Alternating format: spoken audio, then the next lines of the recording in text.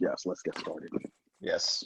All right, welcome, ladies and gentlemen, to episode 18 of the Wrestling Hypothesis podcast for your Saturday, May 16th, 2020. Hope you're all doing well. I am the ABA, of course. Joining me as always is Richard. Hello, everyone. Ricardo. How you doing? Kenny, who's rejoined at OJ right now. Oh, I'm sorry. What's up? And lastly, the first lady of the show, the lovely Tara. Hello, beautiful people. As you guys know, this podcast is available to listen to on various podcast platforms such as Spotify, Apple Podcasts, Anchor, Breaker, Radio Public, Google Podcasts, and YouTube. So go on and give us a subscribe over on our YouTube channel to make sure that you are kept up to date for any bonus content coming your way. If you're listening via Apple Podcasts, please be sure to give us a star rating as well as some thoughts on what you think of our show. You can like our official page over on Facebook to keep up with the latest updates on the show, as well as leaving us a review on there if you so choose to. And if you haven't done so already, you can check out episodes 1 through 17 using any of the aforementioned platforms, as well as visiting our website, anchor.fm/wrestling-hypothesis. We posted our Money in the Bank review this past Monday over on our YouTube channel, where we gave our thoughts on the event overall, including that bizarre main event, as well as the 2 Money in the Bank winners and our thoughts on that. If you want to hear our takes on any of those things, you can check out the review, which is exclusive only on our YouTube channel. We're going to get started here with, one second. Let me just let Kenny back into the room.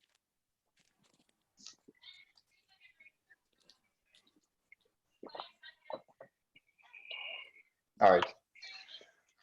We're going to get started here with some news on SummerSlam and the status of that event for later this year. There's been a lot of chatter around the status of one big event that is yet to take place this year, if it'll be happening now at all, and that's SummerSlam. This year's SummerSlam event was initially set to take place in the TD Garden over in Boston on August 23rd.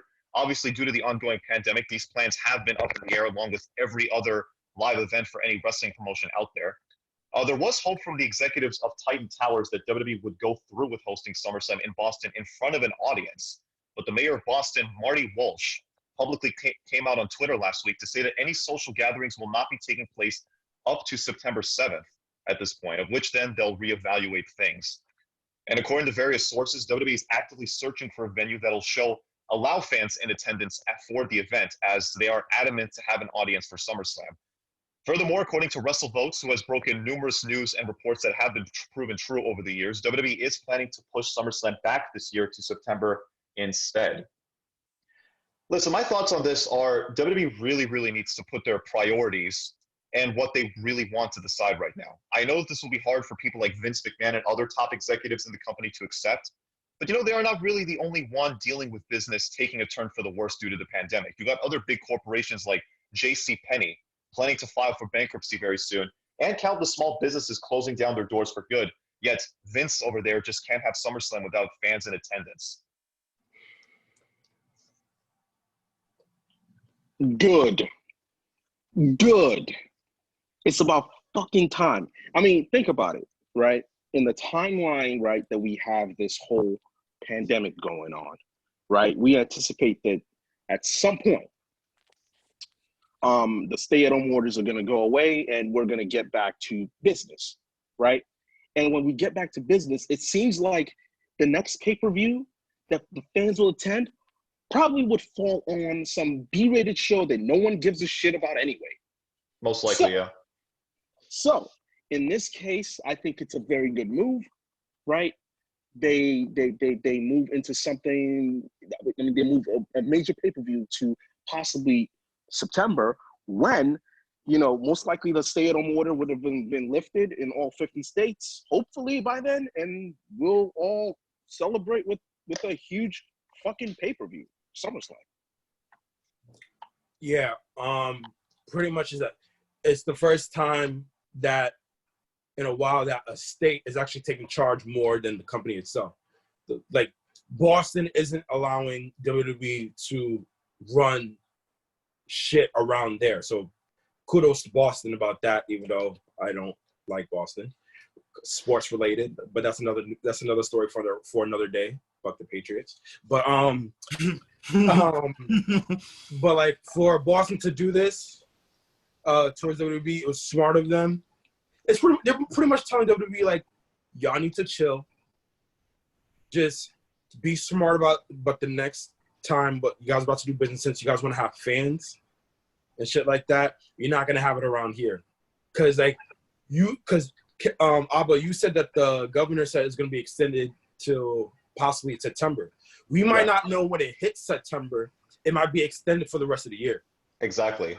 So there's an even greater chance that SummerSlam or any other sporting event around the world that's going to Boston is going to happen in Boston at all.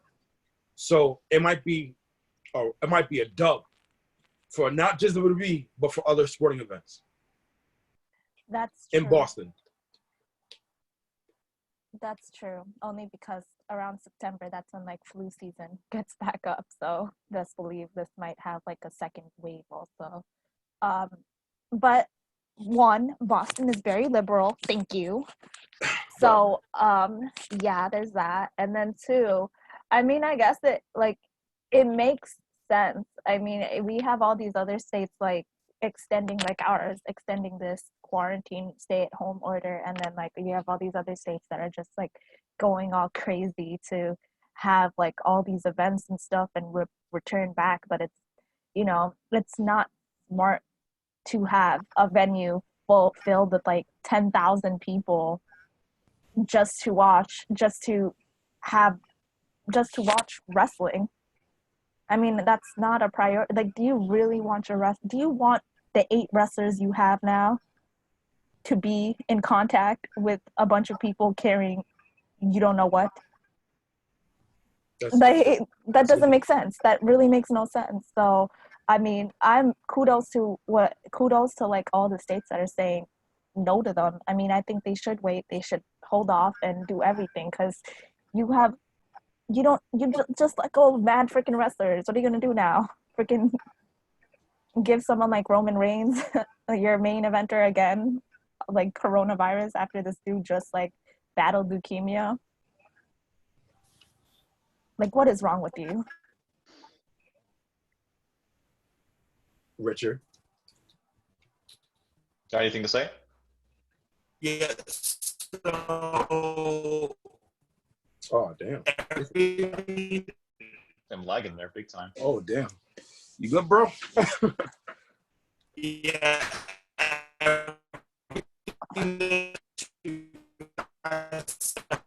Oh, that's terrible. You know what? Let me just take a spot and stuff like that, because his connection is actually like really going bad. Pretty much like Boston's doing the right thing. Boston's doing the right thing in order to do what it has to do to not make sure any sporting events is coming around anywhere around the state. They're trying to play it safe for any other sport, which is WWE, NBA, NFL, soccer. Well, actually, soccer just reopened, so soccer is about to be live right now. But like, no sport is going to touch Boston. Period. That's a fact. So they're playing it safe for the safety of all the other players that's going to be in sports. Well, if all the other big leagues are closed, I don't understand why WWE feels the need to keep going.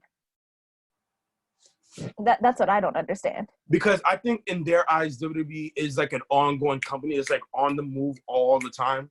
Because it's the type of company that never stops.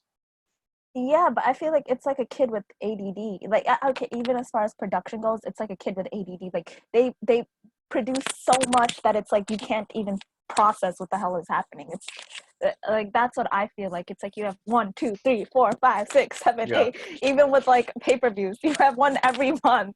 It's like a kid with ADD. Like, you can't keep up, or you can't stay entertained because it's always on to something new. And it's like, it's just too overwhelming. Like, they need a whole rebranding, because unfortunately I'm not a child with ADD. Like, I don't have a short attention span, so it's like, for me, I'm like still trying to process everything that I just took in, and then trying to make it make sense with whatever's going on now. Well, quite honestly, sorry, Abba, please. All right. But yeah, just to go back, kind of goes back to what I was saying a few weeks ago. I think it might have been last week, that Vince can't seem to process the fact that he is not the only one dealing with the pandemic right now, and his business is taking a huge downturn. You know, it's like he lives in his own little bubble. the WWE bubble, and that's it. Like outside of that bubble, nothing else exists. Nothing else matters. I feel like Well, it's slightly also because of his personal ties with the president. Yeah. well, Yeah. well. That notwithstanding, I do think that we should highlight that the UFC is actually doing fights with no fans. Okay, Right. the NBA, right?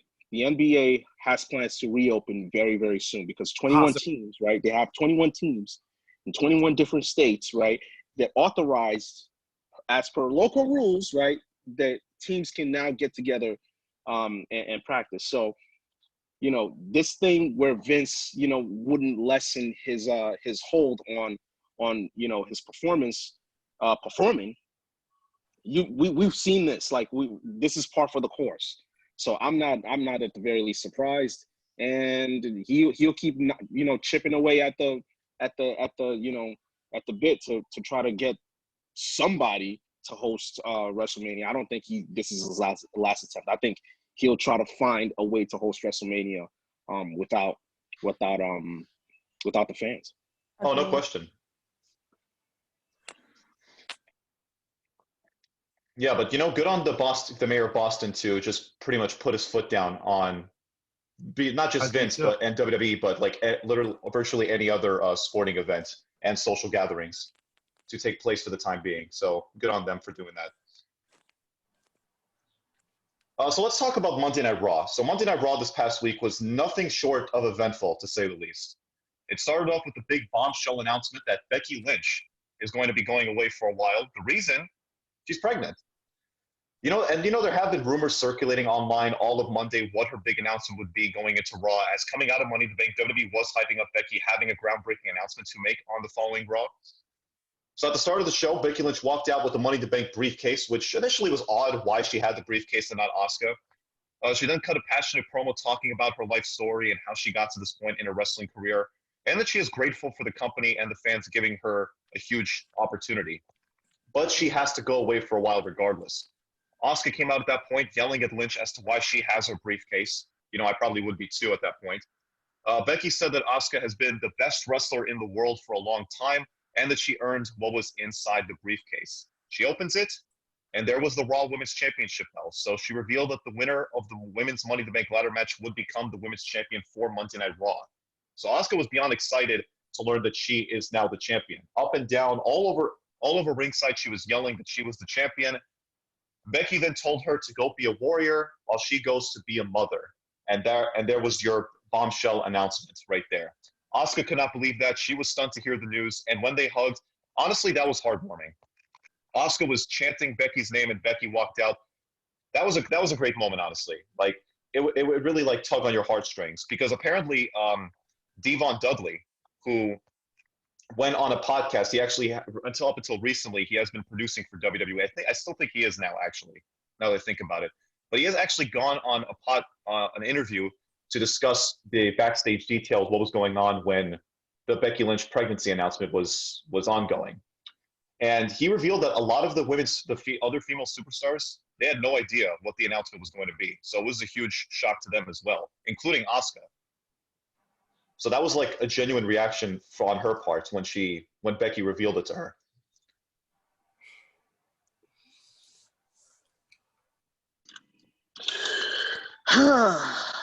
Well, I thought the initial news was great. I mean, no one was expecting this. I mean, if you told me Becky Lynch was pregnant before this news came out, before she told it, I would have just spit out my orange juice, you know. And this beautiful That OJ does not deserve to be spit out. Okay. So first of all, that's the reaction I got. But I thought the execution was a little bit sloppy here. Not because of what they did in the ring, but how the officials decided to play this. I mean, put the title into the briefcase. Why? I mean, correct me if I'm wrong. The winner of the Money in the Bank doesn't automatically get the title, right? It's just a fast track to get the title, right? So they should have, you know, I don't know, made a gauntlet match or tournament or whatever the fuck it is they like to do, right? Make that, right? Find a number one contender, put her against Asuka, boom. There's your championship match right there. I think they could have done that rather than just giving Asuka the title, because she doesn't really have to work for it. And I just don't, I feel like they should have done something along those lines rather than just giving Asuka the title. Now, no one has a problem with Asuka being champion. Okay, myself included. She's Grand Slam now. Okay, but just giving it to her, man, I feel like they should have done something a little bit better. I agree that they should have done something better, like some either like a gauntlet or a tournament style type of match to determine a new champion. But it is what it is. Asuka's new champion. I'm a fan of Asuka. I got no problem with her being champion. Now, I don't want people to think that it downgrades the Money in the Bank match. It does not. It does not, because like you got a whole championship out of that shit. Exactly, because we was like, I hear people are saying like, does it downgrade the Money in the Bank briefcase? No, it doesn't. Well, hold up. If you're gonna say something blasphemous like that, I gotta respond, man. I gotta respond. Bro, I just said people. I'm not saying me. I don't care about what people. I'm interested in what you Kenny's guys getting say. at, like what's your take? No, on no, that? I don't think it downgrades it. I don't think it downgrades it. Oh my God, man! Seriously.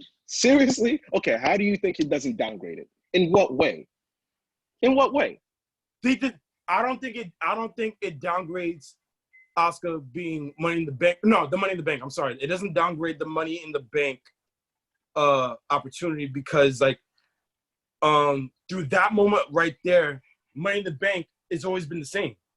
It's always been the same in terms of whoever wins sets themselves up to become world champion. But the one this past one, that was completely different. That one came out of nowhere. So I'm not really knocking Asuka of her getting the championship. Dude, what's the purpose of the Money in the Bank match? To set a path for yourself. Okay. To get the title. Okay. Yeah. Okay. So Asuka was on a path, right? Yeah. To the title. Was. This is the path. This is the title, right? Okay. She was on a path to the title. But hold up. There was no obstacle. Because we don't give a shit, right? And she's there. What sense does that make? That makes absolutely no sense whatsoever. Where's the logic in that? You tell me that there's a path, but there is no path. There was no path. Yeah. I got something to say. Okay. Can you finish your thought? Yeah. No, it's Tara's turn. All right, Tara, go ahead. So, all right, let's address everything. Let's rewind and go back. So, sorry to Becky Lynch, because I know for the past few weeks you were talking about where's the match. You're not defending your title. Now we know why. Yeah, exactly. Now it kind of just makes us feel bad a little. We really thought of you as the man that we just thought about. We forgot about the woman aspect of life. So there's that. Funny way to put it that way, yeah.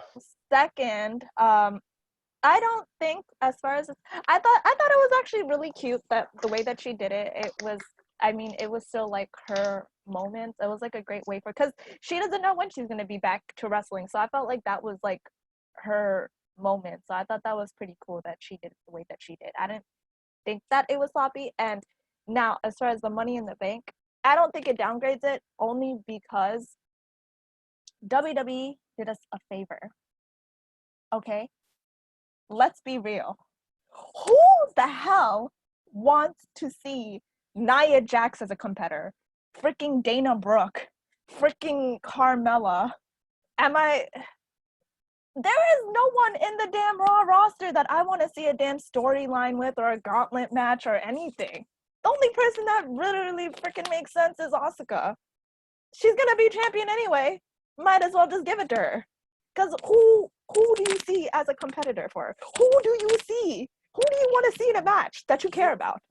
I wish my go to the Baszler. See, I was gonna say Shayna, but I don't want to see her either because at this point they'll just bury her further because Asuka is the person that win the Money in the Bank. How can you have someone like Asuka win the Money in the Bank and not crown her the champion, right? Like it makes no sense. WWE would find a way. It I wouldn't put it doesn't. past them. And honestly, I forgot about Shayna after the freaking piss poor performance that they gave her. Like, they didn't even give her like a dominant streak or anything. They could have just like gave her a moment where she literally dominated all these people and didn't even give a shit about the Money in the Bank. But they didn't even give her that. But my point is, they wouldn't have given it to her. Now that Nia Jax is in the picture, they would have freaking probably gave it to her.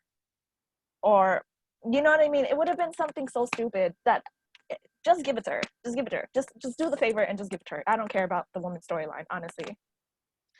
Tara, funny you mentioned that because news has came to light of the original plans for Money in the Bank that have been revealed this past week. And the original plans consisted of, and this was before Becky Lynch told the executives there that she was pregnant and everything had to go to the waste. And so after coming out of Mania, Becky was supposed to actually feud with Nia Jax for the Women's Championship, and they would have had that match at Money in the Bank. And as for the women's, yeah. Wow, how did I know that? Already I'm not fond. Already I'm glad they went with the improvised storyline. Twofold. And as for the women's Money in the Bank briefcase holder, it would have been Shayna Baszler. Seth Rollins saving the day again. What you think? What you think, Richard? Your mic's on mute, dude. Can you hear me now? Yes. Yeah. Okay. So in terms of the situation as a whole, I'm glad that congrats to Becky for being pregnant. I do agree with Kenny on how they kind of misconstrued the way that they awarded Asuka the title. I would have also done a tournament style way to crown a brand new champion instead of just handing the championship to Asuka. Going back to what Abba said about Nia Jax originally facing Becky for the women's championship at Money in the Bank and having Shayna to win the Money in the Bank briefcase, like Becky and Nia honestly will be a match I don't want to see because it would be already too predictable on who's winning. And hypothetically, like let's say if Shayna did win, if Vince would do something, knowing Vince, he would do something like Shayna wins the briefcase at the same time once Becky beats Nia Jax, then she could have cashed in right there and she would have become the new Raw Women's Champion. But now since Asuka is champion, now it gives us a lot of leeway of what now Asuka can do as champion. Because now Asuka has won every single championship. She's Grand Slam. She's a Grand Slam. Let's put that out there. She's a Grand Slam women's champion. Good for her. Yeah, at least for the second time in WWE. Yeah. I have another point to make also, but when you're done, Richard. What I was gonna say is, I mean, that's probably why Becky Lynch like literally backed out as early as she did, because she just found out she was pregnant, like literally I think I read somewhere that in an interview she just found out like literally in April. She probably it wasn't long after Mania. She literally probably backed the fuck out of WWE, because imagine a storyline with freaking Nia Jax and you're pregnant, the botch freaking person that literally injures everyone. Can you imagine that? I don't know about that. I mean, it seems kind of far-fetched. No, but I don't think Becky's that deceiving, No, because the thing is, I also read a report that she was pregnant during Mania when she faced Baszler. I read 2 reports on that. So the fact that she was pregnant during Mania. Let's be real. No, she was not pregnant during Mania. I would rather have like a storyline with someone that is safe than with someone that has been known to injure people. I would back if I'm pregnant, I would back the hell out and be like, listen, I love y'all, but I love my child more, and I'm not doing that storyline. She didn't. I would not want to do like a freaking storyline with freaking Nia Jax while I'm freaking pregnant. Like she did. She performed at WrestleMania. It is what it is. She was pregnant, but I guess like since Richard got 2 reports that she was pregnant at WrestleMania, but she was at WrestleMania. But I'm saying like that's a safe. There's like a difference when you're doing it. Like you could like still be working out and being athletic and stuff when you're pregnant, especially in the early. But not stage, taking bumps. I'm but sure. But not like something. Like if it's like I feel like it could be done in like a tape. Like she could have lost her title. So if I feel like if she was to work with a safe worker. Nia Jax is not a safe worker. I'm sorry. If I was pregnant, I would not, even if my life depends, I would not. Yeah, but you keep bringing up Nia Jax. I'm talking about WrestleMania. We're talking about with the GOAT and Ronda Rousey, who's two people better than her. And Ronda Rousey is more rougher than Nia Jax, by far. No, there's a safer way. In wrestling, it's all about like the safe landings and stuff. None of it, Yeah. like, a lot of it is athletic and some of them are real, but it's about like safe working. And I feel they like did that at WrestleMania though. The one that just passed. Yeah, no, not this one. We're talking about I'm Last sorry. year's? I don't think you're understanding my point.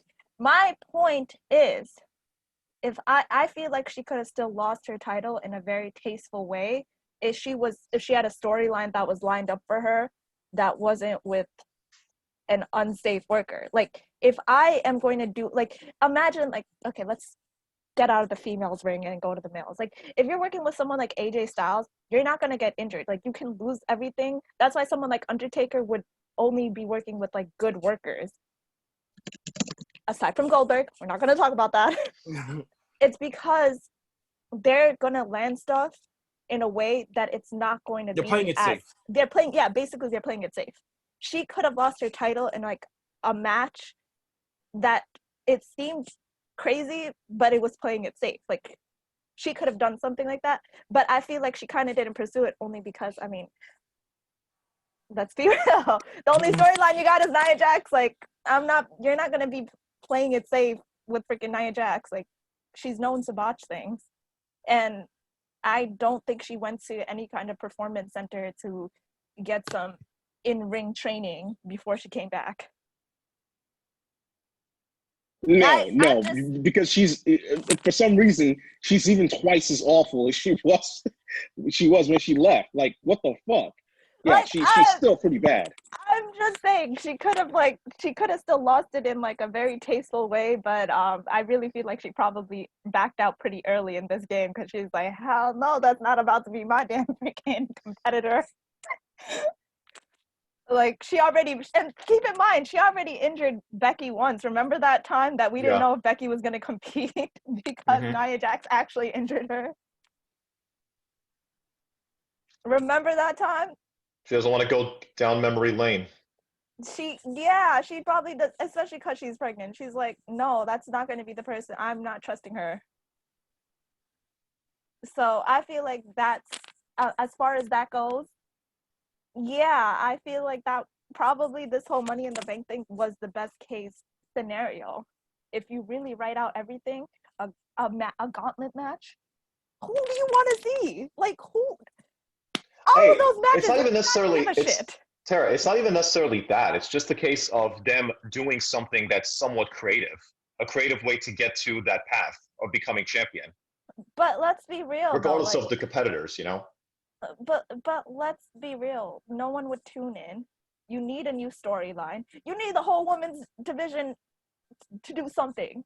But that's where they got that. What's this? Didn't they make that rule where anybody could go after now since they're cross-branding shit between Raw and SmackDown? Yeah.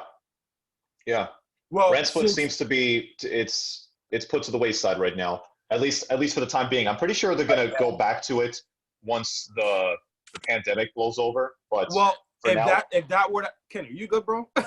You're like kind of fuming over. You good? Okay, cool. But if that were to happen, now you could see better matches other than matches you see with the same people, right? See, I'll put Asuka versus Sasha Banks for the women's title, or I will put Asuka versus Shayna Baszler. That's my dream match. I want to see that, right? Or I feel like this can be a great storyline for that. Yeah, that's what I'm saying. Like since they're like cross-branding between Raw and SmackDown, the women's division has more to compete with than other females with their selective brains. I just don't want to see Carmella No, I agree. I or agree with like Dana Brooks. My heart sank when I saw Dana Brooks got that tease Money in the Bank. I was like, oh no. Oh no. This is not what I agreed on. I screamed at my television. I was like, no! I was like, put that shit down. Don't touch that shit. You don't deserve it. Oh, so you guys actually thought she won when they teased No, that? because like you know how WWE It wasn't bullshit thought. tease us. They saying like, oh, like this person about to get the title because they're the only niggas up there. I'm like, bitch, don't touch that briefcase. You don't deserve it. You don't belong in this conversation. Like I'm like, yo, someone knock this bitch down. I don't care who it is. I don't care what she wants. I wanted someone to spear her so badly. Yeah. I don't got time. I don't got time for this. Not today, not tomorrow, not next year, not ever. That's right. Yeah, but back to the topic at hand. And, just like that, WWE has lost Becky Lynch for a good while, at least for the rest of the year. It really is troublesome for them as they don't have Roman Reigns right now. They don't have Ronda Rousey, and now no Becky Lynch. Well, and technically, Becky Lynch hardly did anything while this whole shit was going down. So it's a blessing. True, but you can't deny that she was one of the biggest stars they had on the main roster. Was the bigger star in the main roster. Based on her gimmick, she nailed her shit out the window because her credibility was going downward. Okay? She wasn't really the big stars to see in the main roster, like a Reigns or I feel like she would have been honestly if she was to lose her title, I felt like she would have been a good competitor. For sure. She has name value. She has credibility, at least to the eyes of the casuals. No, I'm only meant her credibility as champion. It was going down. As a wrestler, she was good. And I feel like as a competitor, she's good. But like as the championship, it was too long. Like it was down. Yeah. Yeah. We needed this. Well, let's get something straight. Her credibility was never hit. Okay, Becky Lynch will go down in history as one of the best female competitors we have ever seen. Exactly. Okay? That will never, ever, ever change. Okay, her title reign was long. It was lengthy. It was pretty bad. They were just running out of ideas to give her. Right. So that's the only knock we had against Becky Lynch in her whole entire career. There's literally nothing that Becky's done except for hold the title long. Like what do you got to say? Huh? Like what's the worst thing that you can say about Becky Lynch? She had a long title reign. Nah, I'll take that. I'll take that. And the thing is, like, she's not just out for the rest of this year. She's probably out all of next year too. No. So it's like this. So she's due in December, and then after that, 3 months off, and then she's coming back. So she's only out for like a year and like. Richard, what mother, especially when you're rich as shit, wants to leave their baby after 3 months? Exactly. Listen, no one's leaving. Listen, mark like my words. That's why she said in an interview, she was just like, I don't like, literally she said like so many times in different places that she's like, I don't know when I'm gonna be back. Because she doesn't know. Right. Richard, and just to add to Tara's point, I'm sorry, go ahead, Kenny. Let me just say one more thing, okay? And don't if you're a Becky Lynch fan, don't be mad, okay? Because it ain't personal, all right? It's just family. Do not say something sexist. No, okay. I'm not. Okay. Becky Lynch may never come back. Exactly. She may never come back. That was the next point I wanted to bring up. Becky Lynch may never come. Like, think about it. Think of all the moms, right, that have retired because they were pregnant and never came back. Michelle McCool. Michelle McCool's a big one, yeah. Trish Stratus, right? AJ Lee, I think, right? No, AJ Lee. No, she don't got kids. She just left on her own.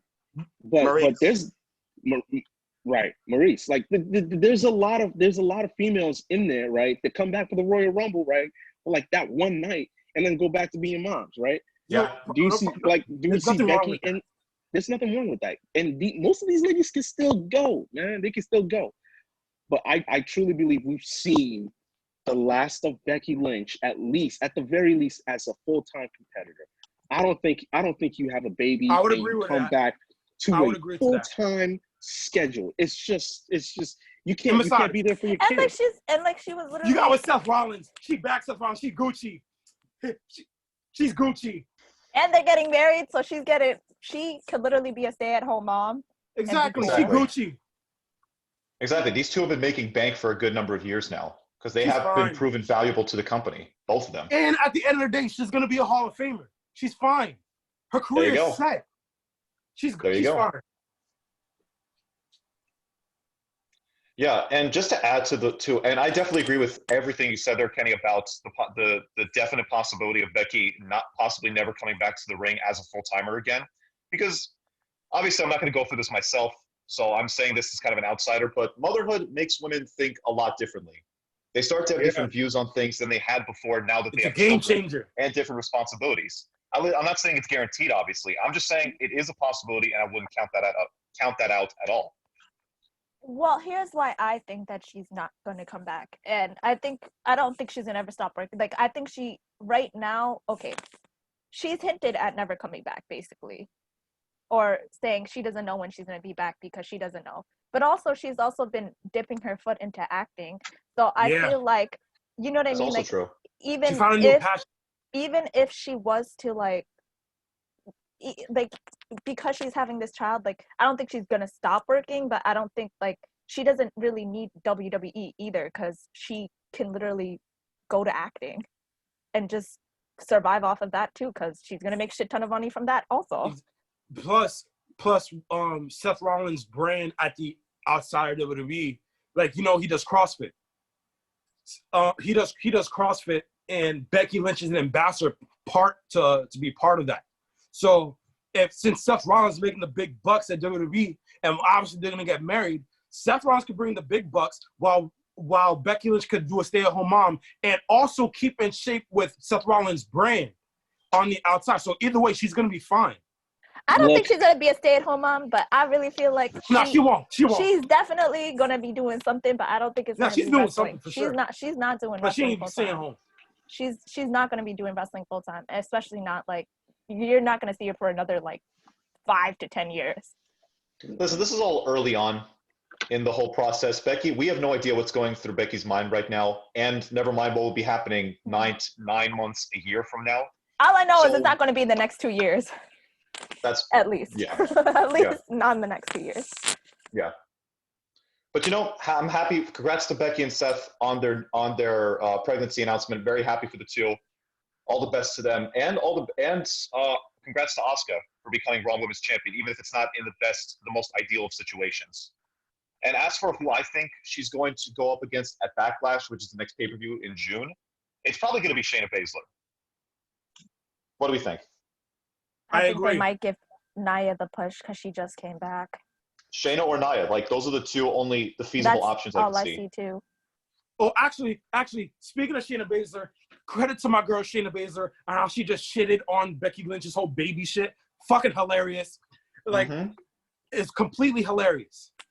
Right? Yeah, that was very Brock Lesnar-like. Remember how last episode, how saying Shayna Baszler might be over, right? Yeah. Because of this pregnancy, everything just changed. Everything just changed for everybody. Shit could possibly go down.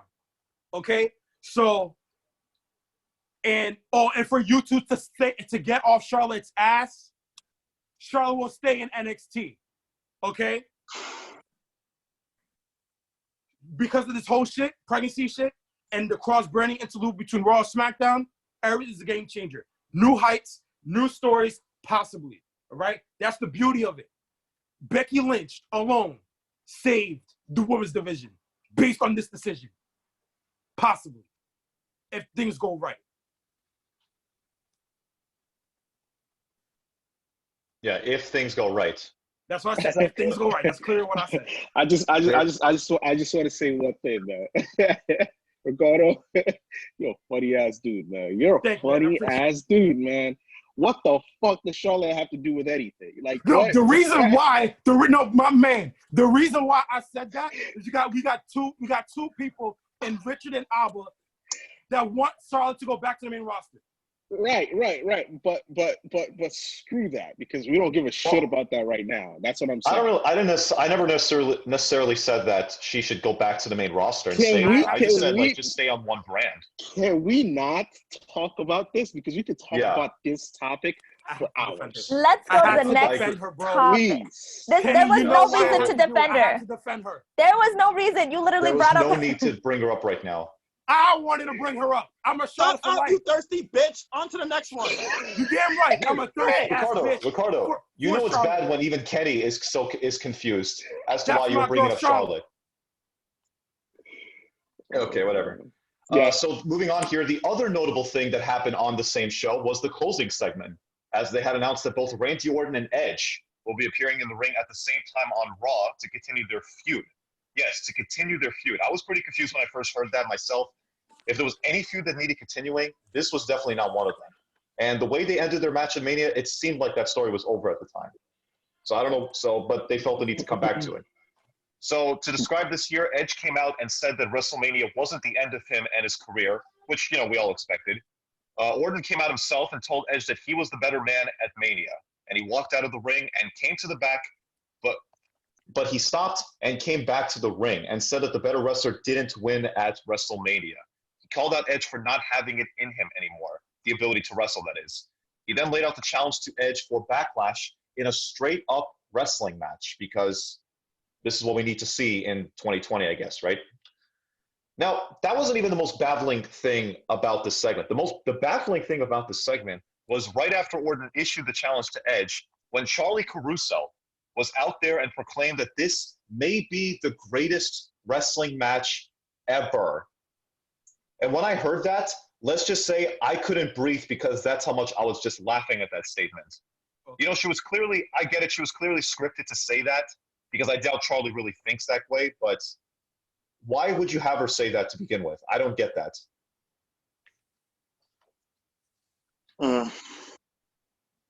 Well, go ahead, Kenny.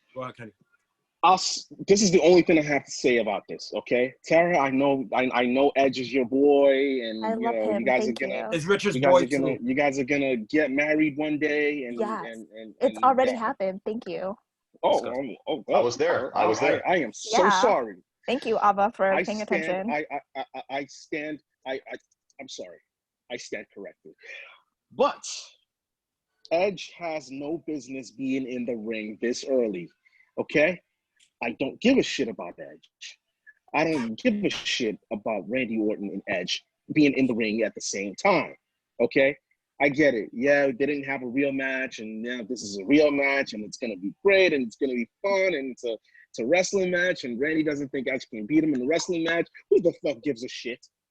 Exactly. The match at WrestleMania left a nasty taste in their mouth, and now they want to rectify the issue by having another match, right? Because that's not the lasting impression they want to leave the fans. Who gives a shit? And who does this help? Who? Can someone answer that question for me? Who does this help? I'll answer that. Great. Nobody. It helps absolutely nobody. I completely agree with Kenny. Everything he just said. I completely agree with him. There's no reason for Edge to come back. There's no reason for Randy Orton to come back. I would have been, if I was Edge and Orton, or Orton, whatever, I would have been looking at Vince. Do you really need me right now? That's the question. Do you really need me right now? It's shit like that, because Edge would have been chilling at his home with Beth Phoenix, or Randy Orton would have been chilling with his wife, right? There's no reason at all for these two Hall of Famers to be in a wrestling match right now. In their eyes, they're making it up for WrestleMania. In a sense, all right, I'm like, okay, whatever. But the storyline is finished. The storyline is finished and was finished at WrestleMania. There's no reason to continue the feud. And besides, even if they really wanted to continue the feud, they should have been on Raw the next day to continue the feud onward to Backlash, if so, that's to be the case. But they never did that. We didn't see them for a month after WrestleMania. It's been a month, right? So there's no reason to see Old Man Edge, and I'm calling him Old Man Edge because that's like the perfect line for him. And that's a compliment. That's a compliment. for Old Man Edge and Randy Orton to be in a wrestling match. Now, what you got to say, Tara? What's up? Okay. What I'm going to say is, first of all, you are so wrong. Well, Because what? Edge is so fine. Thank you. I don't give a fuck. He is so great. He is That's the you. most amazing thing ever to touch the wrestling ring. Okay? Let's be And real. no one's knocking No, that. I didn't go there. But aside from that, everything else is very accurate. No one cares about the whole Good. Randy Orton feud because I feel like, I mean, Edge is not going to be there full time, so who cares about a feud that you're not there for full time? You can't just come back into the ring and then just, you know, have people think that, oh yeah, I care about this. Like, if you're going to have him there, then just, if you're going to, you might as well utilize him with another match that's, or some other new storyline if you want to bring him back. But don't bring back old shit and then just try to rectify it and make it seem like it's relevant literally 10 years later. Right. They reached their end point with Edge, with the whole Edge and Orton storyline at Yeah. WrestleMania. It ended the way it was supposed to. The match wasn't great. The match was pretty boring. The match was drawn out, but the end game was exactly what it needed to be, with Edge giving Orton the concerto after months and months of trying to chase him and getting back at him for what he did the night after the Rumble. I feel And like that's what I don't that way. understand I is don't get the need for continuing the feud other than the fact that, like someone's mentioned here, to rectify the bad taste that WrestleMania match had for all of us. and I just want to add one more point. Like, you have freaking Edge back as a part-timer. Freaking Edge. Exactly. Like, he's so freaking great on the mic. Like, he has, like, literally the charisma. Like, you can literally do so much more with him than just a boring storyline. Like, you're paying him, might as well utilize him in a sense that's going to actually help the brand go somewhere as far Exactly. and not just continue some boring ass storyline. Like, I really don't understand their way of thinking. Richard, you go. But here's the thing. I understand, going to your point about what you said about making it relevant 10 years later, are you really that surprised? Honestly. Because they've done this countless times. I do agree with all of you that the fact that bringing back Edge was way too early. Me personally, I would have saved Edge for like SummerSlam, not Backlash, to be quite honest with you. Like, in terms of Randy Orton, how I would rather see Orton face off against McIntyre at Backlash for the WWE title.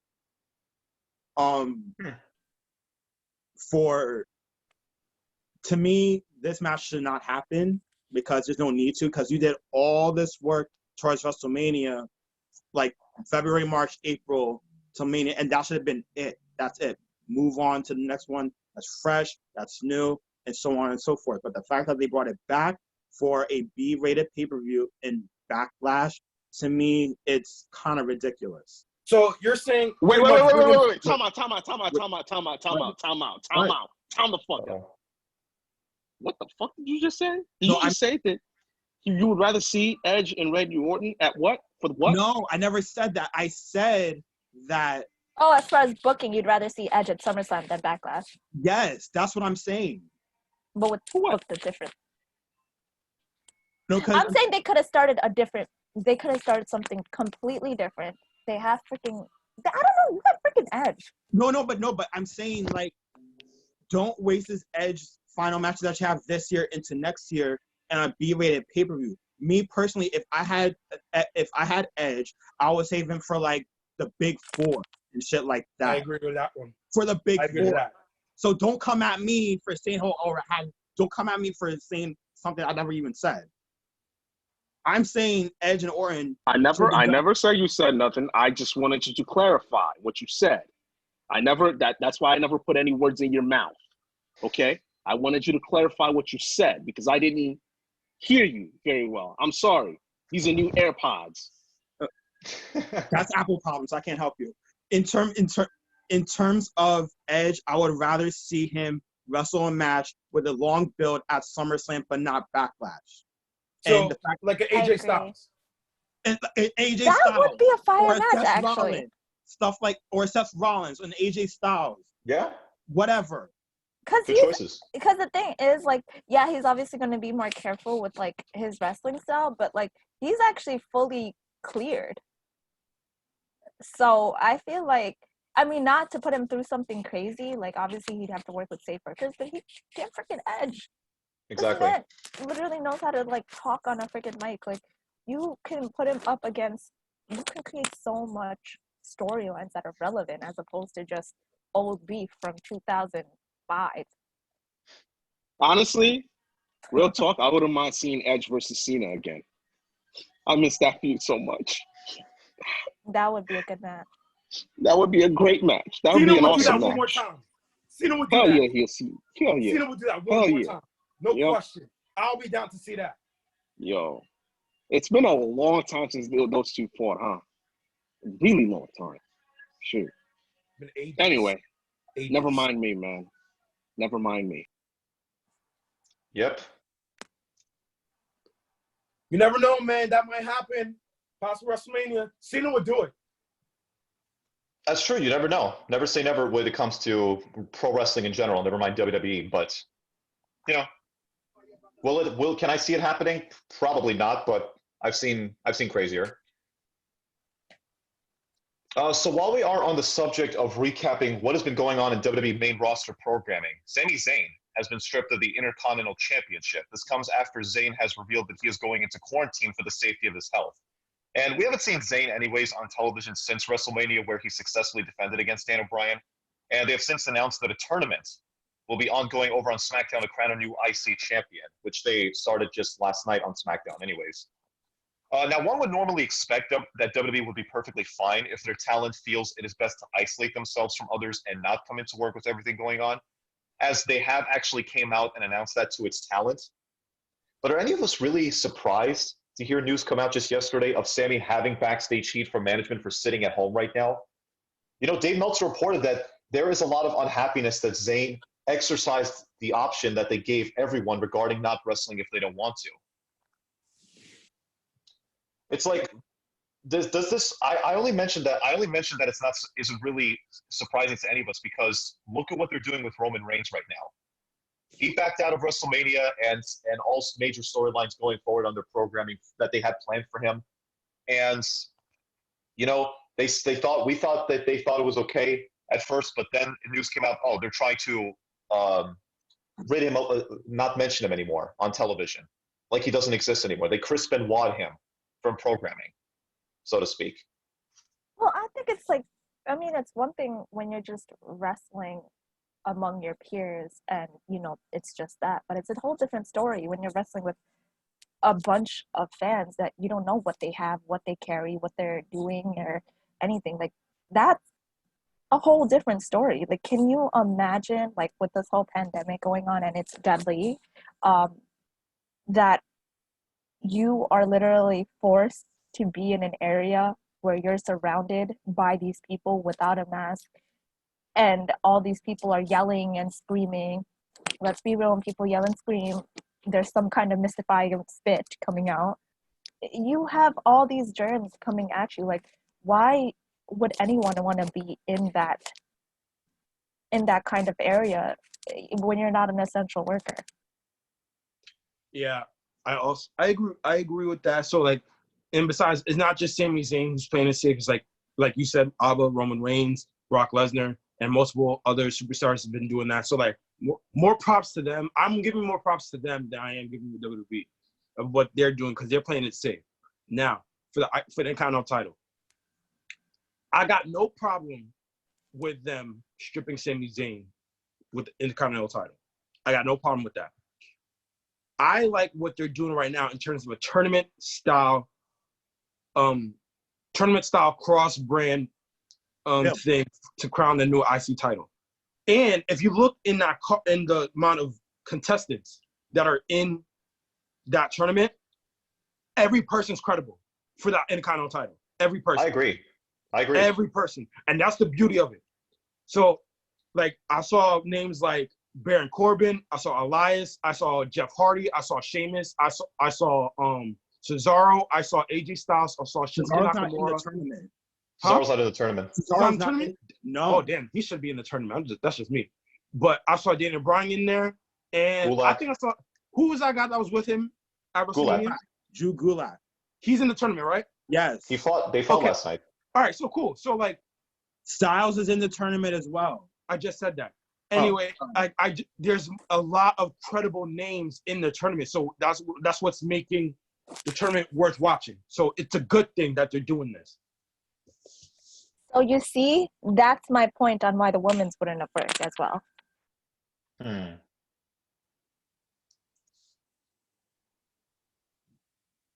Nobody has anything else to add on the topic? Kenny, go ahead. Honestly, fuck this tournament. Cause like I really don't care. I really don't. And you know what? Maybe Tara, maybe you were right. Maybe the women's tournament wouldn't have meant anything. Maybe I'd feel the same way I felt about, this tournament as, I would if a women's tournament happened. But at least we're getting some type of tournament, right? So I have nothing to say about this one. Nothing. It doesn't interest me. I don't give a shit about it. Let's move on. Yeah, not really ashamed to say that I'm not really feeling the tournament, because other than just for the simple fact that WWE just loves to admit now that, the IC title is important. Like, they go through these stupid phases at various points from time to time. Like, we didn't care about the title before, but now look at us. We're giving it the spotlight. It's gonna be the main focal point of SmackDown now, because we have a tournament to crown a new champion. Once that champion is crowned, believe me, they're not gonna give a two shits about who the champion is and booking him right. You know why I think this is? And circling back to my point that I made last week, they have too much shit happening. Way too much that they can't even focus on what the hell. They can't even try to prioritize what to make relevant and what not to make relevant. They have, and it's so weird because they have the money and the ability to hire people to kind of just be on top of all this shit. But for some reason, they're still falling through the cracks. And I don't know if it's organization. I don't know what the hell it is. It's either they need to downsize or they need to hire more people, because it's just a huge mess on how they make everything. They have too much shit happening, and they just need to sum it up. With all due respect to whoever is working there, but they've already tried downsizing, and look where that got them, right? Like, with the brand split and everything, you can call that's a form of downsizing, right? Like, you have two separate shows, and then you have two different sets of pay-per-views, right? At least that's what you would think, right? And when you have this, right, it really makes the fan compartmentalize what's important and what is not, right? But right now, we all just don't give a fuck, because everything is just like in a clusterfuck, right? By downsizing, I mean, like, realistically, one of the shows gotta go. I love Raw, SmackDown, NXT. One of them gotta go. But if you downsize, but if you downsize, right? What's the fallout of that? You have too many people on one show, right? And that's even like, who falls through the cracks? Who gets the title shot? Like, not everyone can be successful in that sense. And then, not to mention, you got to get rid of titles too, because you can't have 8 titles or 5 or 17 titles on one show. But so that's what makes it less relevant, is that there is literally 17 titles. So you drop the show, and you drop the titles along with it. Yeah, it's just too much. It's too much to focus on. Like, as far as like being a fan, and then on their end of things, they can't keep up with the different titles themselves. They can't keep up with how to, pick wrestlers, even though they have all these 3 different shows. It's bad. If they delivered it well, they could have gotten away with it, but they can't even deliver what. Like, the organization is sloppy, and then on the fans' point of view, you already have. Let me be real. Let's be real. You know why WWE was successful last year as opposed to this year? They were successful last year? Like, earlier last year, like going 2 years back, they were a little bit more successful because NXT was riding out for them. And you want to know why that worked? Because it was 3 shows a week. You only had to focus on 3 shows a week.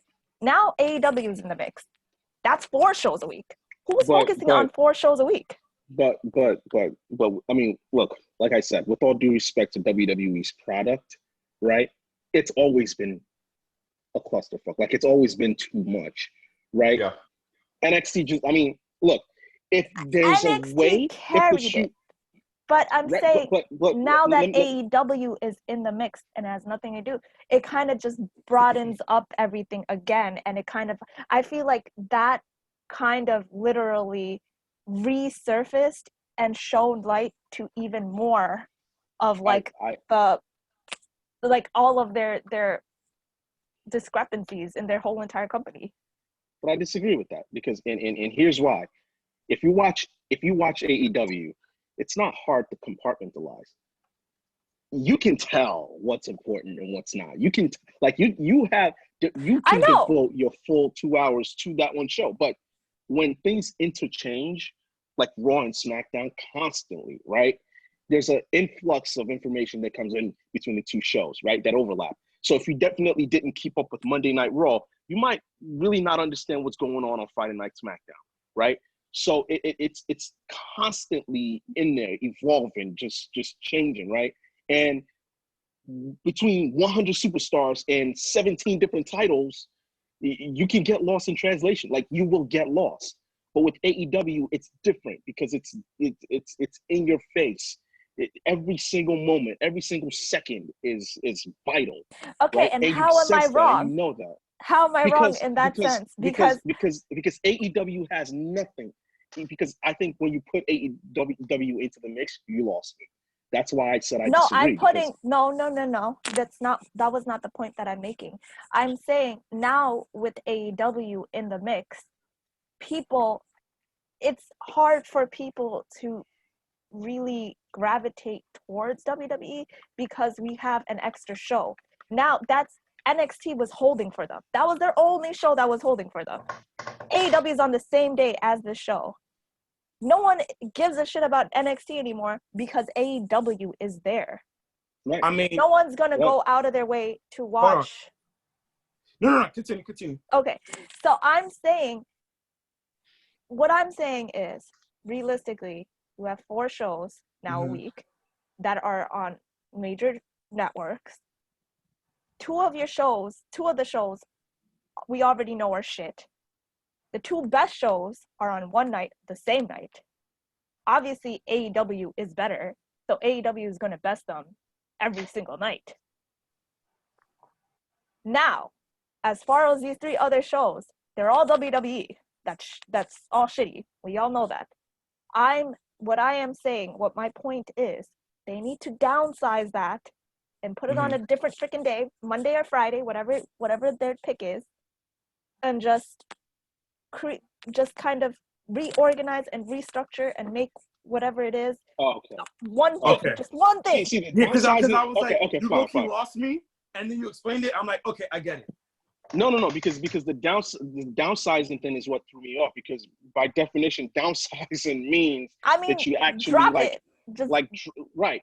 But what you're saying is reorganize, move one show to another fucking That's a better day. word. But not have 3 different shows. I mean, like, they literally can't handle 3 different shows because they don't even know what the hell they're doing.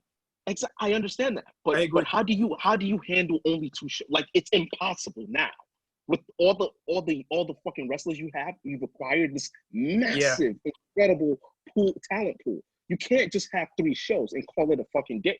I mean, you can't just have 2 or 1 show and call it it will never ever happen. It's a fucking dream. A wish list. But that's what they realistically have to do, or they need to hire more people to keep in. It's not realistic because the more wrestlers they sign, the more shows you will need. What you're asking is that they pretty much they'd have to let wrestlers go.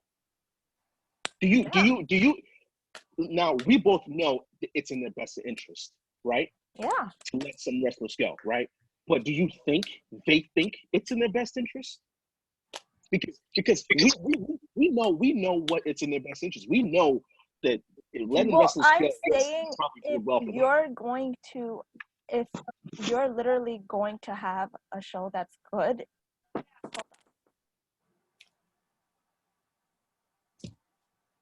Okay. Go, Abba. Okay.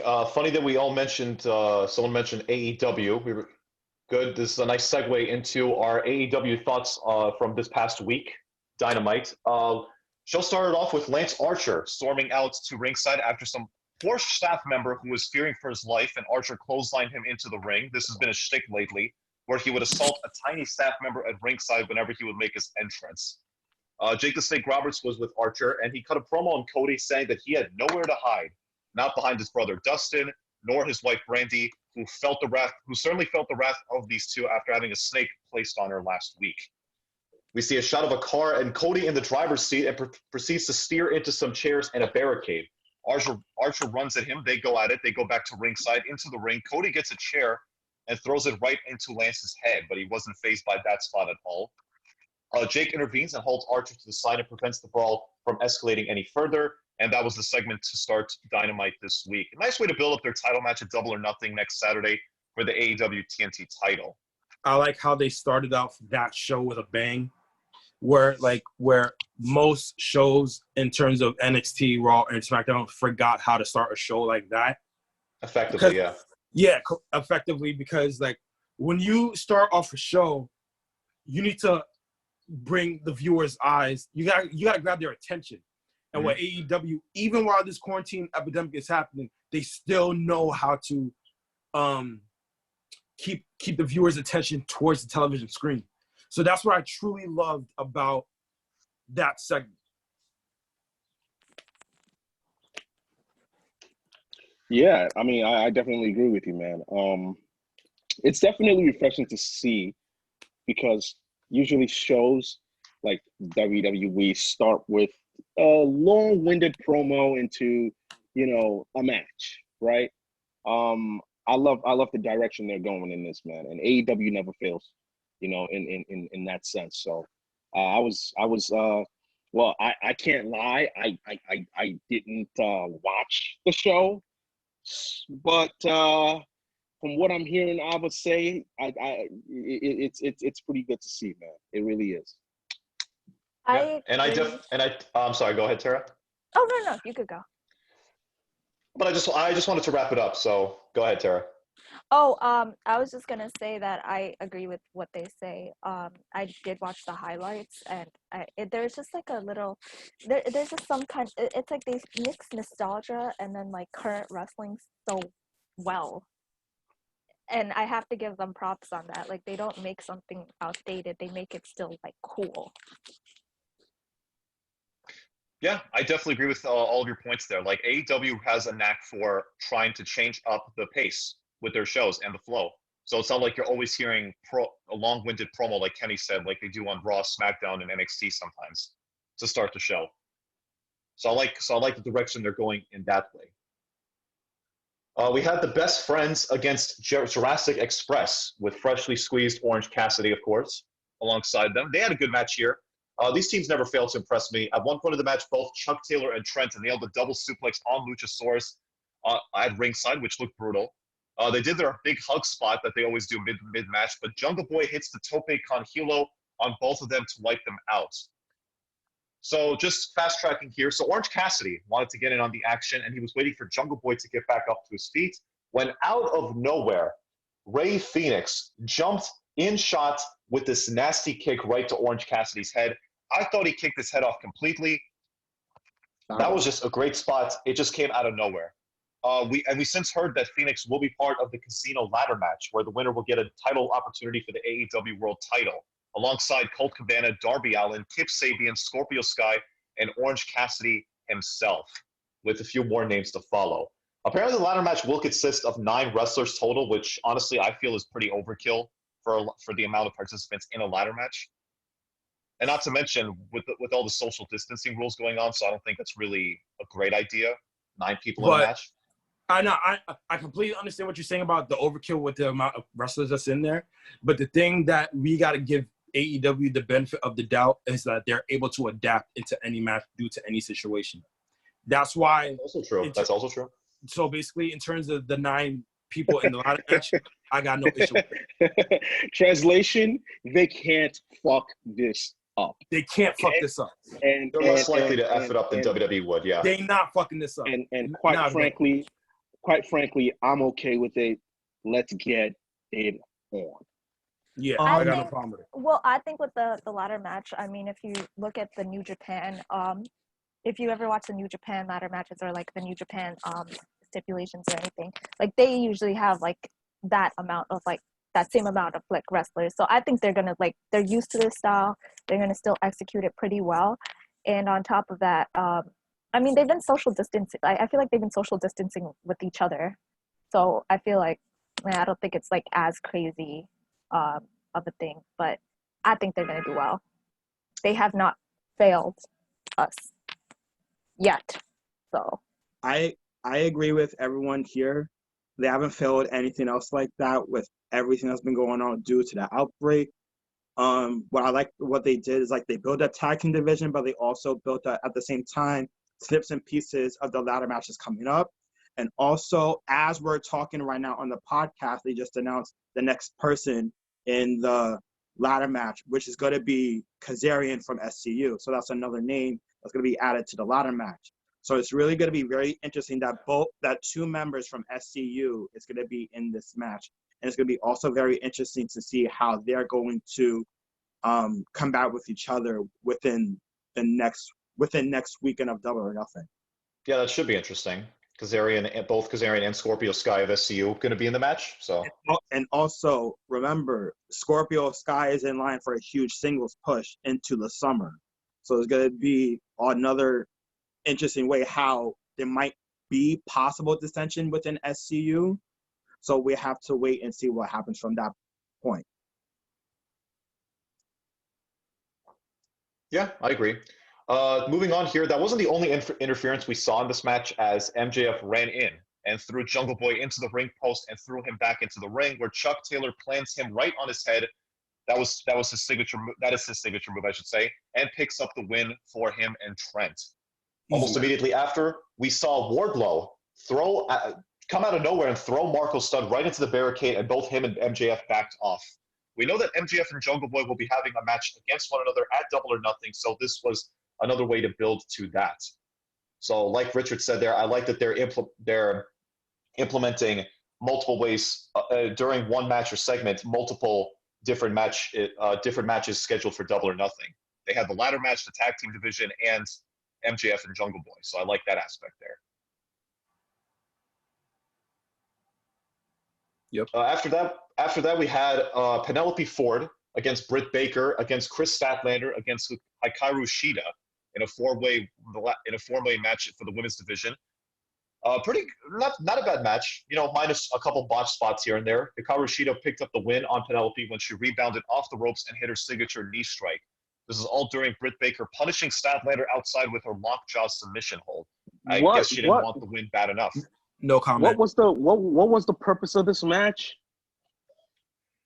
I mean, I know Shida was right after this match named the number one contender, so I'm pretty sure it was. No, she's been named the number one contender a long time ago. Okay. Right. She's won a series of fatal four-way. Right. She's won a series of fatal four-way matches, like 3 or 4 times in a row. So now, like, what was the purpose? Is like rub it in the other contenders that she's pretty much exponentially better than all of them. Like, see the greatness of Britt Baker. That too. Wonder Woman. Yeah, but she lost. But it's Wonder Woman.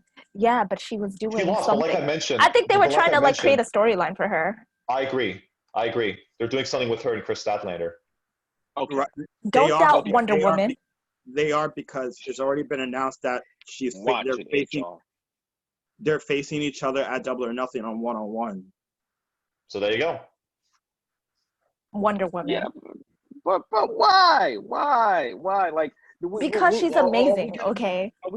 But are we gonna miss the match if it doesn't happen? She's like the Oprah of wrestling. Okay, she's great. Oh my god. Okay. Oh my god. What have you done? What have you done? Like what?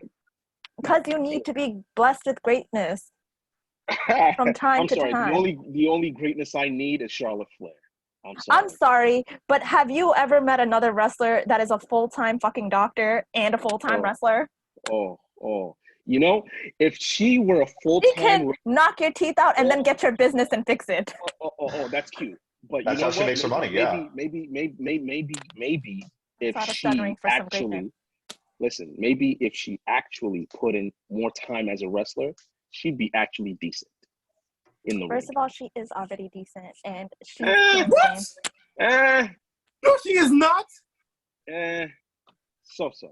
Hold up. And, Okay, and hold you up. know why? And you know why Charlotte Flair is great? Because she actually does, like, she actually wrestles. Talk to him. Like she actually, like, she doesn't have any side hustle job, doctorate, whatever. No, it's wrestling. I don't know, Okay. PhD. Like, I feel like an actual. No. You know what's the problem with Britt Baker? No, she has Commitment to excellence, exactly. to greatness. She has two careers. The Yep. problem with Britt Baker is that she has to pick one. She'll never be. A doctor's a full-time job. I agree. That's It's a true. full-time job. Look, you can't be with a all due doctor respect, with all due and respect, part-time wrestler. It's one or the other. with all due respect to Britt Baker, she can do both, right? But she'll never be great at one thing. Like, I'd rather be great at one thing than mediocre at two things. I'm sorry. Agreed. Exactly. And that's what you get with Britt Baker. I don't know. That's all you get. Wait. She's Richard, awesome. Richard, She's awesome. She's great. Richard, isn't Well, Britt she's not Baker great, going but out? She's Hold up. all right. One at a time. What is it? Is Britt Baker going out with Adam Cole? Of course she is. This is about, You see, they that's why said she that. needs to be. Hold up. They said that on multiple occasions. Okay, fine, whatever. That's why she needs to be a doctor and stay her ass away from the wrestling scene because her boy Adam Cole is bringing in the big bucks and wrestling. Exactly. That's what I'm saying. Why pick wrestling if you're a full-fledged doctor? You got your boy Adam Cole, who's number one, arguably in the game in WWE. Like, Because she's greatness and she could do it both. Greatness, these nuts. The bitch is whack. She can do both. The bitch is whack. I've never been overly impressed with Britt Baker's wrestling ability. Like, she can do both. She's had some solid matches, but nothing really standouts or memorable to me. But She can in do due both. time, she could definitely surprise some people. Maybe, but she'll never be great. And that's one knock. And that's one knock I'll always have against her. Is that the commitment to greatness is not there. Yeah, I think she'll be decent. She'll put on decent matches. She'll probably occasionally she'll occasionally put on good matches, great matches, maybe once or twice. But she'll never be regarded as one of the best in the world. Yeah, she's average at best. Just the best in the world because she is already. I'm sorry to be. That's you. What I'm saying, that's pretty impressive. All right. Well-known wrestler and then a well-known dentist. She's not. All right.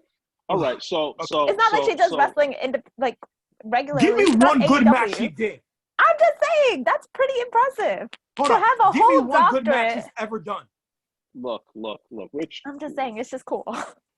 She's just amazing. Ricardo, look, no one is arguing that Britt Baker is not great. I think she's a great individual. I just don't think she's a great wrestler. And and that's where it just does it for me, because this is the first woman that got employed by AEW, and she was supposed to be a big deal, and it's just not there. She's a great individual, no question. No question. But she could be. I'd rather have her as a great doctor than a great wrestler. No question. No. I'd rather have her as a great wrestler. I agree. I agree with Kenny. Because how does a doctor benefiting me? Right. Like how is her being a doctor, a great doctor somewhere else, benefiting me if I'm not her patient? No. Because the thing is with her, she doesn't know between she has two careers, and she doesn't truly know how to like. I get what you're saying. I get what you're saying. You'd rather that she sticks to one passion and give it 110% there than 50-50 on two different passions. Or 60 I feel possibly. she's doing 100% as a doctor and 50% as a wrestler. Yeah. Right. So what if what if she does 100% as a wrestler? That's what me and Abba are saying. That's what we're saying. Then by all means, she got it. Well, she's literally just our age, so I feel like we'll see her as she progresses. Wait, hold up, pause. She's our age? Yeah. She is? Yeah. Yeah. I'm sorry, Tara. I apologize. She may be the greatest woman of all time. Wait, she really? I never knew that. Yeah. Yes. She may be the Wow. greatest woman of all She's time. 29. Oh, Oh, never mind that. She's not our age, Couple man. years. Oh no, Fuck she's got out a of couple here, years man. on you Fuck guys. out of here, man. She got like 4 years on me. yeah, she outta got here. 4 years on us. Stop, man.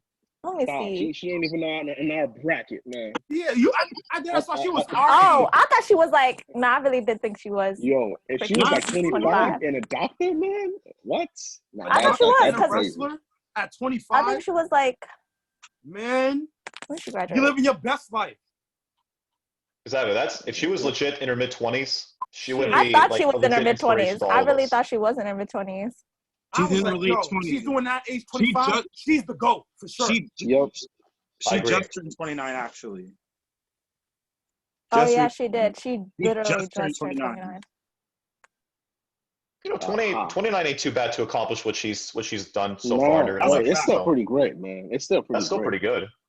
That's fucking I amazing. feel like we still have time to see what she does. The All I right. just want to Let's see. just- I just want to see her at her full potential. That's just me, man. I agree. Definitely. After that, we had Santana and Ortiz, Pride and Powerful, part of the Inner Circle faction, against Kenny Omega and Matt Hardy.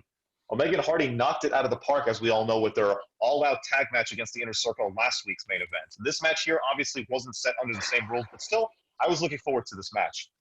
Omega was attacked by both Santana and Ortiz as he was coming out, but Hardy came out to even the odds. Match begins. Omega takes control in the beginning, but Pride and Powerful turned the tide in their favor. They beat on Kenny for a while. Omega manages to nail a Snapdragon suplex on Ortiz and tags in Matt, who comes in with the comeback. Sammy Guevara, later on, sporting a neck brace, comes out with the chair. But Hardy knocks it out of his hand and hits the twist of fate over to Sammy, who, I got to say this, sold it in a way I have never seen anyone sell a twist of fate before. Hey, man, he made that shit look good. He made it look like $1 billion. Sammy Guevara is the Dolph Ziggler of AEW. Can we just I agree. agree on With that? his selling ability alone, definitely. Yeah. Sky's the limit for this dude. He's So doing he a was great taken job. out of the picture. What was that? He's doing a great job. Yeah. So he was taken out of the picture following that. Finish was Omega hitting the V-trigger on Santana, who was on the second rope, and Matt hits the twist of fate from that position, and they win. A great tag team match. Omega and Matt Hardy have pretty good chemistry together as a tag team, I gotta say, which leads me to question, where the hell is Hangman Page? Yo, let's I think it's time for us to admit something here. As much as we miss Adam Hangman Page, this tandem between Matt Hardy and Kenny Omega is pretty awesome. I mean, and now I'm see. I've never seen Kenny Omega outside of WWE. I'm sorry, outside of the of AEW. I wish he was in the WWE, but they don't deserve him. Anyway, I've never seen him outside of AEW. And whenever people talk about him, You right, never they seen always him talk. in New Japan? No, because I don't Really? really fuck with New Japan. I mean, I've seen So a few you've never episodes here seen and the there, but Okada and Omega matches? Kenny, to be oh no, fair, I've I seen don't that. either. I've seen that. Okay. But I've never actually fully, invested myself into watching New Japan. That's what I'm I saying. get what he's saying. And Same here. And I don't do.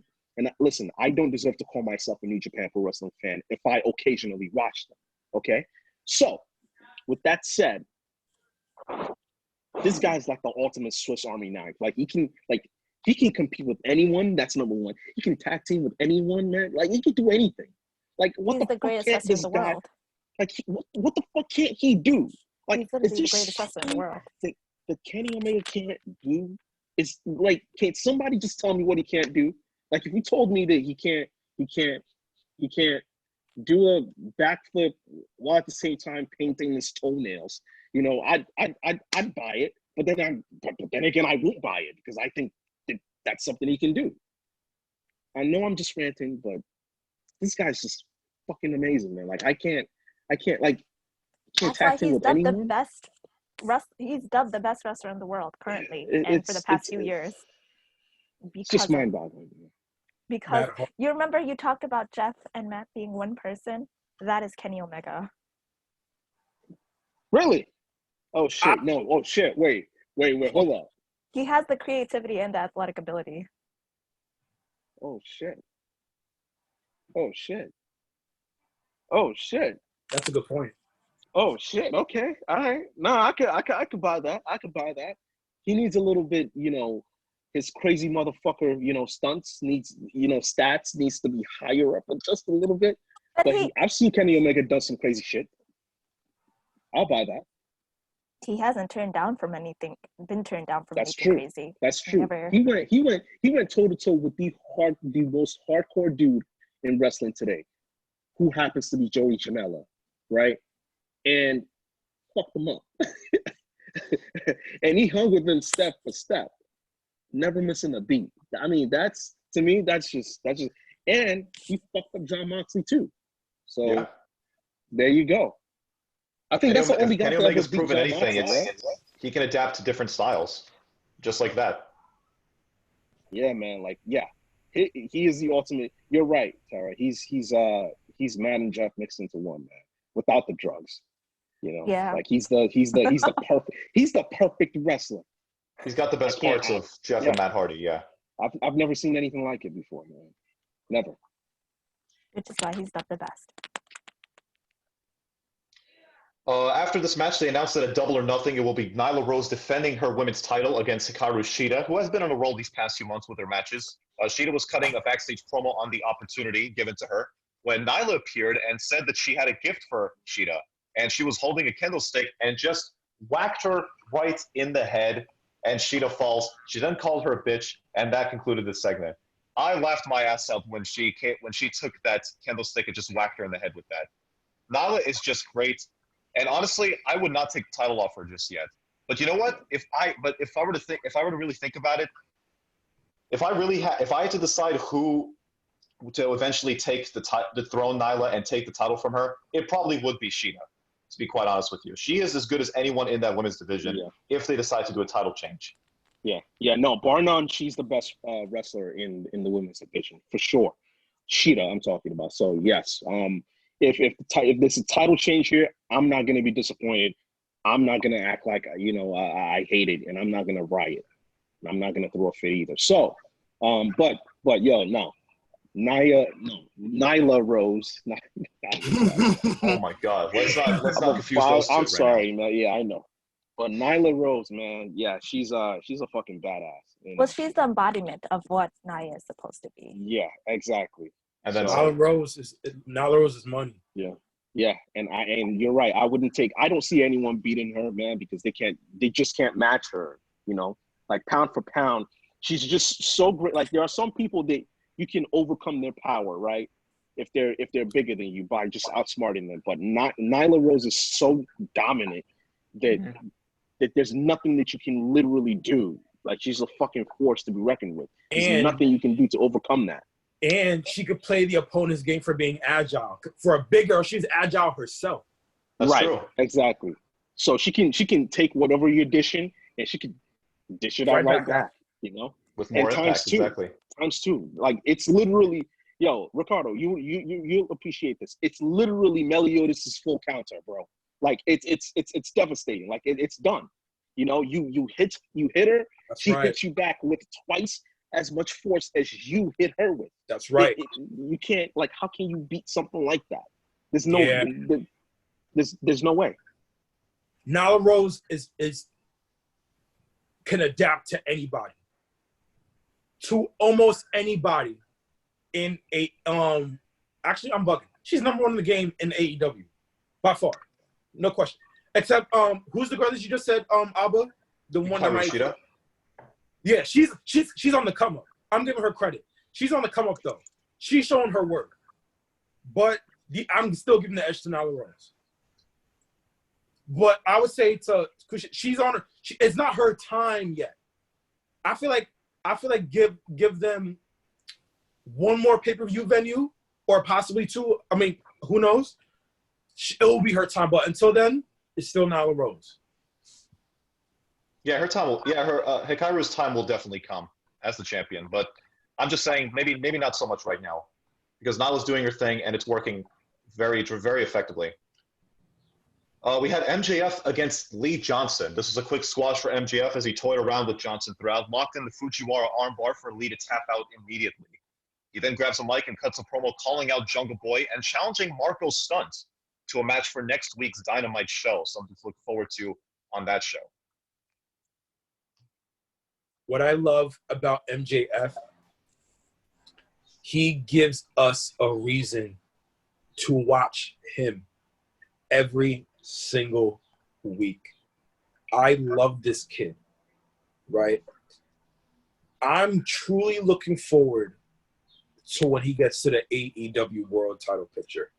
I really am, right? When he gets there, oh Lord have mercy, it's just gonna be fucking fire.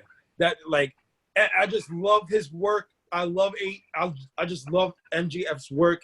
It's his promos. It's so memorable and everything. Besides Cody, he's the best talker in the game. I just love his work.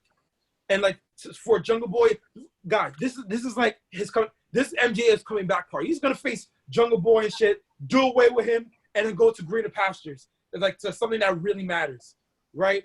It's just coming back party. MJF is doing this thing. It's like he's just chewing gum and just gonna spit Jungle Boy out the window. Pure trash. MJ got this in the bag. MJF, I'm just gonna continue to watch him every single week. He's honestly my favorite person to watch in AEW right now. I just love him. Yeah, pure asshole mentality. That's my boy. Yeah, MJF is doing a lot of great things right now. So the future is looking very, very bright for him and Wardlow. After that, we had Chris Jericho against Pineapple Pete.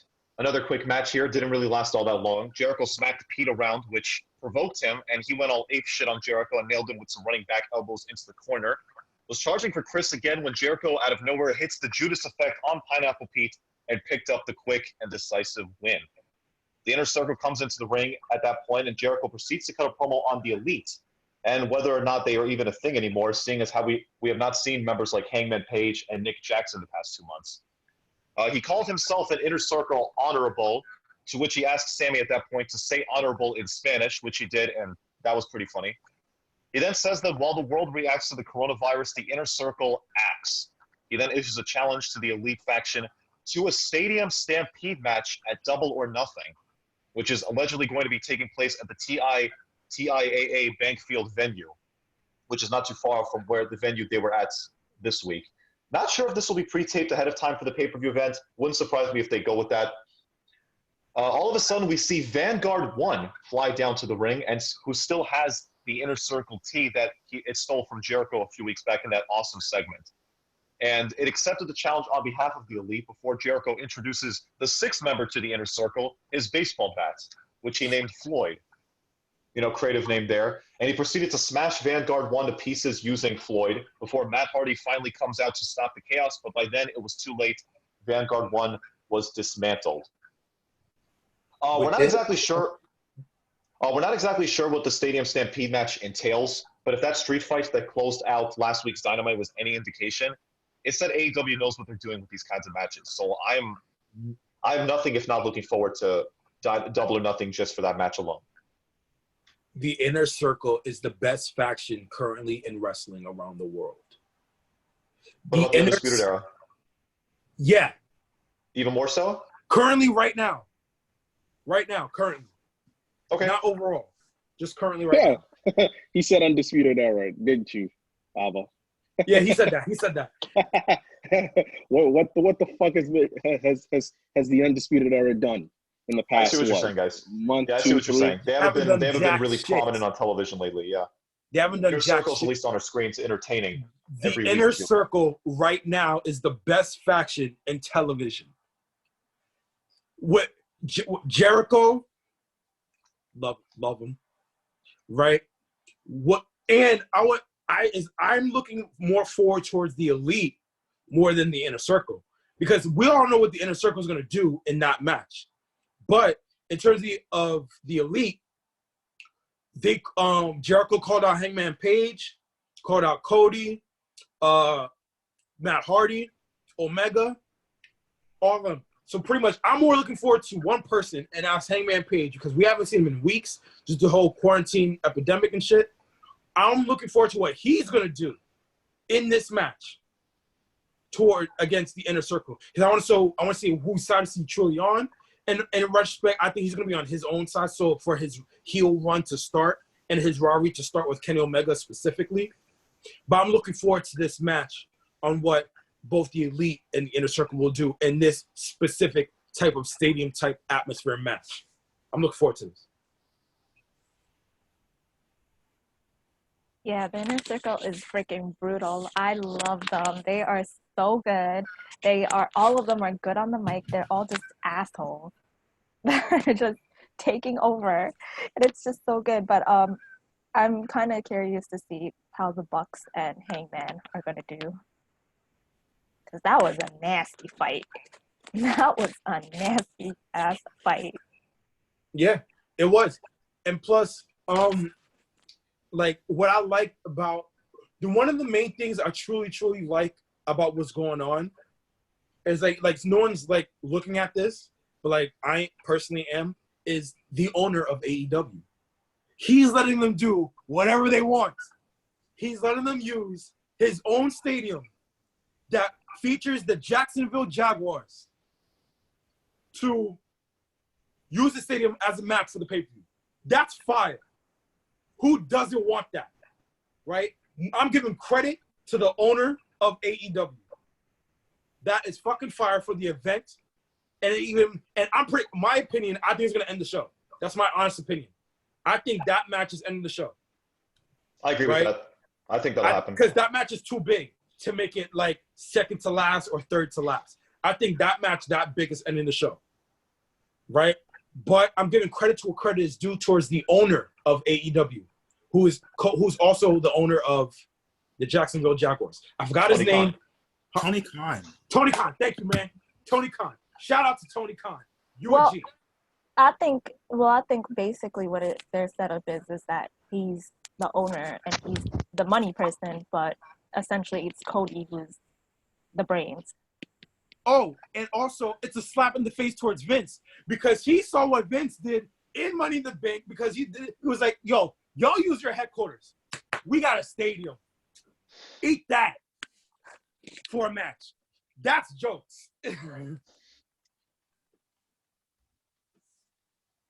Yeah, basically. Yeah, you can look at it that way for sure. Maybe that was their mentality going into it. Like, how are we going to book a big faction against faction match with Inner Circle and Elite for the pay-per-view? I think so they decided let's get a stadium involved. Empty stadium. They'll go around all over the venue. Do whatever shit they got coming up. Because you were going to say something? Because they're two big factions. I mean, it's also like the Elite has like literally elite members. They're all freaking great, talented wrestlers. Like, you can't lose on a team with Cody, Bucks, Kenny Omega, Matt Hardy, at Hangman Page. Like, you can't lose. So I mean, it's gonna be interesting. It's definitely gonna be interesting. And in the main event, we had Brody Lee against Christopher Daniels to close out the show. This is a storyline building over the past few months that people assumed that Daniels would be revealed as the Exalted One and would take over the Dark Order, but ultimately it was Brody Lee. And maybe that was probably definitely the best decision there that they went with. Action was fine, pretty competitive throughout. SCU got involved to even things out against Dark Order's 10. That's the name of the big member they have over there. And Daniels took advantage of the madness outside by hitting a chair shot on Lee's head before applying the Koji clutch, to which Lee escapes out of. And I got to say, kudos to Brody for getting his hands up for that chair shot, because Cody was not so smart last year. Brody Lee nails the discus clothesline onto Daniels sometime afterwards and wins the match. The rest of Dark Order comes out post-match to hand Brody the AEW World Title belt that he stole from Jon Moxley last week when they assaulted him. At this point, we see Jon Moxley come down from the rafters, and into the ring, where he beats down on one of the members and hits him with the paradigm shift. Moxley then cuts a promo saying that Brody Lee made a huge mistake assaulting him the week before and stealing his world title belts, and that Moxley will pay him back with interest. And that was when the show went off the air. Dynamite, I gotta say, continues to be the highlight of wrestling every week. They have been making the best of the bad situation now that storylines had to have been abandoned and that there's no fans in attendance for the time being. But you could tell they're certainly working around that to their advantage. Next week, I've got to say, it will be the prediction show for Double or Nothing. So make sure you guys tune in for that. Dynamite always delivers, never lets us down. Well, we can't really say that now because there's only been one. What? No. Actually, no. There's only been like what, a full calendar year pay-per-view. So I don't know, man. Like Revolution was the first like real shit that we had that we really sat down and like, whoa, like okay, this is what an AEW pay-per-view is supposed to look like with storylines included. You know what I mean? Like with everything on the line.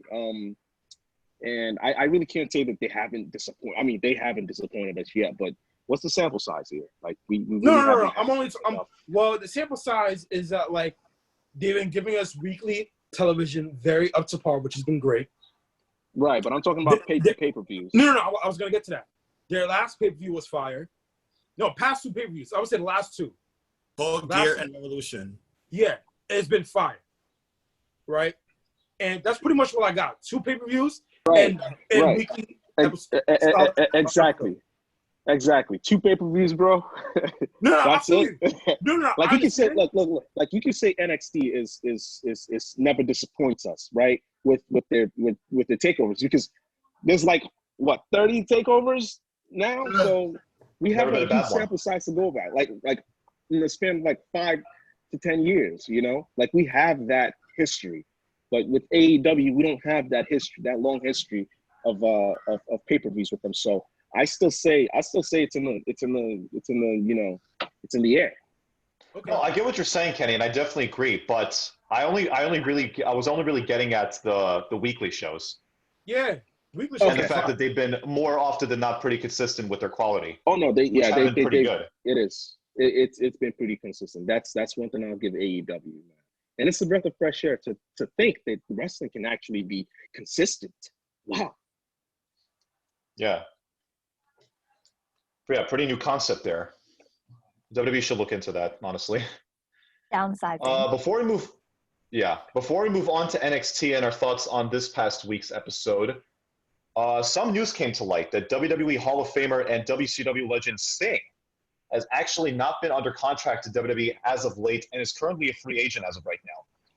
I don't necessarily think that Sting will stay that way for too long, and I could definitely see AEW being in his future, as they have been more than welcome in the past to having wrestling legends on their programming, and they could definitely find a role for someone like Sting. I could definitely see that. I will not be surprised if not as a wrestler. Obviously not as a wrestler. But like if Sting shows up whatever on AEW, I'm like, okay, it could work. I don't know what they can do with him. Either that or there's no reason for him to go anywhere. Like I don't see him. I don't see a reason why he's still with WWE. I don't see a possible reason that he should go to AEW. Like I'm like, he's a retired wrestler. Yeah, unless they have a meaningful role for the guy, like managing a flailing superstar who could use the rub. But who needs it? Good question. Nobody needs a manager. As of right now, I don't see anyone who needs a manager right now. I would, if I was Sting, I don't care if he's a free agent. I'll just be chilling in my home. WWE still continues to give me legend contract money and shit like that, and I'll be on my way. He doesn't need to go anywhere. Sting has no business being in a ring. Yeah. Sting has no reason being, a part of a wrestling company. Exactly. He's a legend. I don't know, man. Get the fuck go for a run, do something. Yeah. Like, don't fucking act like we miss you, because we really don't need you right now. I'm sorry if I'm mean or sound like I'm a jerk, but it is what it is. I don't miss him. I don't need to see him. Like, go do your thing. Like, chill in the chair, walk your dog, whatever. I don't need to see you.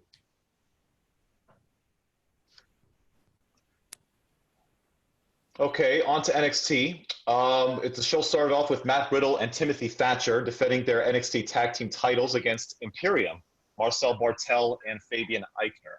It ended rather quick. Didn't feel much like a title match here, but the action was still solid. I enjoy Matt Riddle's work, and Bartel and Eichner always do well. Riddle was getting beaten down, but was able to execute a monkey flip to Bartel, who went flying right into his partner, Timothy Thatcher, which knocked him off the apron. He obviously didn't take that well as he walked out of the match as Riddle was reaching out to him for the hot tag. Riddle was left to fend for himself at that point against Imperium, and he was unsuccessful as Imperium hit their tag team finish to win the NXT tag team titles. Not a bad move at all, considering that Pete Dunne is out of the picture for the time being. They showed Thatcher backstage explaining to one of the interviewers why he abandoned Riddle, but Riddle came up from behind him and asked what the hell was going on. And they pretty much got into it with a brawl then and there, and they were pulled apart. And later on, they aired another segment where Riddle was speaking to William Regal, who agreed to doing him against Timothy Thatcher for later in the night. So that was our main event.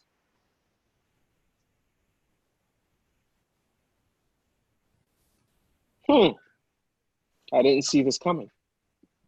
But I'm not opposed to it, and I'm not shocked either. So, I mean, it is what it is. Like you said, Pete Dunne has been done for a while, so it only makes sense that they switch gears here. But I'm not too sure that Imperium are going to keep the titles for a lengthy period. The only thing I wish is that, like, I wish Pete Dunne was here. It would have made the match better. It would have made the rivalry even greater and brought it more value towards both rivalry and match. But since Pete Dunne wasn't there, it just belittled the whole thing. I was like, this guy with Matt Riddle just a temporary. He ain't really we don't view him as an actual tag team champion. Well, yeah. All the entertainment was going towards Matt Riddle and stuff like that. And we don't get me wrong, we know why, but like I never viewed him as a tag champion. You never earned it. You were just a temporary. You were just a fill-in for Pete Dunne. That's what I'm saying. If Pete Dunne was there, this whole thing would have changed. Yeah, exactly. Matt Riddle is best suited as a singles competitor. So him being in the tag team division, not saying that not saying that I have a huge problem with it, especially if he's teaming up with someone like Pete Dunne, who, as we've seen before all this quarantine bullshit happened, that they're both great together, both entertaining as all hell with these backstage skits that they would do. When they did win the tag team titles, we were happy to see that. But you know, it's been taking. They had to adapt to the circumstances, which was that Pete Dunne couldn't travel to the States because he lives over in the UK, and travel has been banned as for the past few months now on account of this coronavirus. And so they had to do it the best they could to continue the storyline, which is basically Pete Dunne recruiting Timothy Thatcher to replace himself in the team with Riddle. We had Tony Nese. I'm sorry, go ahead, Ricardo. Yeah, before you continue, the name Timothy Thatcher alone reads like average to me. I'm like, go somewhere. I'm like, wow. Go somewhere. Like, yeah, he definitely looks like a fucking generic creator superstar on fucking 2K. His name is Timothy. I'm supposed to be afraid of a guy named Timothy, huh? Yeah, he definitely. I knew just by looking at him, I knew that, like, there's a huge possibility they lose the title. Exactly. You know what I mean? Like, he's not a badass. He's not someone to be scared of. The niggas are random. Certainly, right. Yeah. Right, but I'm sure most of us thought the same thing about someone like Oney Lorcan when he first came to WWE. First of all, Oney Lorcan lost a lot, so. Yeah, that's true. They kind of used him as an enhancement talent. He was good at that role too. He was damn good. Like, he put up a fight and he made his opponents look like, who eventually did beat him, look like $1 million in the process. Moving on, we had Tony Nese against Jake Atlas. This was part of the NXT Cruiserweight Championship Tournament. Another solid match from the Cruiserweights here, but although I can't really say I've been blown away with anyone in particular or any matches in particular. Jake Atlas won with the Rainbow DDT finish, making Tony Nese 0-3 in this tournament. So he's been on something of a losing streak. I mean, So, the cruiserweight tournament has just been, you know. Yeah. There's been like no buzz or real interest going. When the tournament began, I was pretty interested, not gonna lie, but to see how they would go about it. But over time, like as we've seen the matches unfold themselves, it really hasn't been doing much for me. Interested about what? What were you interested in about the tournament? The fact that it is nothing other than the fact that it is a tournament in NXT who has been knocking out home runs with tournaments whenever they would book it. Well, let me. I want to say something. In terms of the tournament, I disagree, but tournaments are NXT's forte whenever they would do them. Not really. Let's not. I mean, the tag team tournament classic, or whatever you want to call it. I mean, that's the only memorable shit that they've ever done. So, am I missing something here? Like, is it something that NXT does every time that makes me think that they're the tournament brand, that this tournament was going to be great? Like, what was so distinctive about this one? Go ahead, Rich. No, I was gonna say that for this tournament, like I said, and I said, for this tournament, I'm not saying it's bad because like it's mediocre, but this is just a placeholder for a number one contender, because the real cruiserweight champion is Jordan Devlin. That's right. The real cruiserweight champion. To me, right. The winner of this whole tournament, if I had to pick, will be Kushida. I'm just throwing it out there. Will face Jordan Devlin to crown the undisputed cruiserweight champion. But my thing is this, man, and this is why I'm just so done with what's going on with NXT right now, and I'm turned off by it, by and large, because you had a guy, right, that couldn't compete in Pete Dunne, and you gave his partner Timothy Thatcher, right? Like, who the fuck is that? No, seriously. You give him some random looking ass nigga from 2K, right? And you didn't have your own interim tournament to determine an interim tag team title holder, team holder, or whatever you want to call it. Right?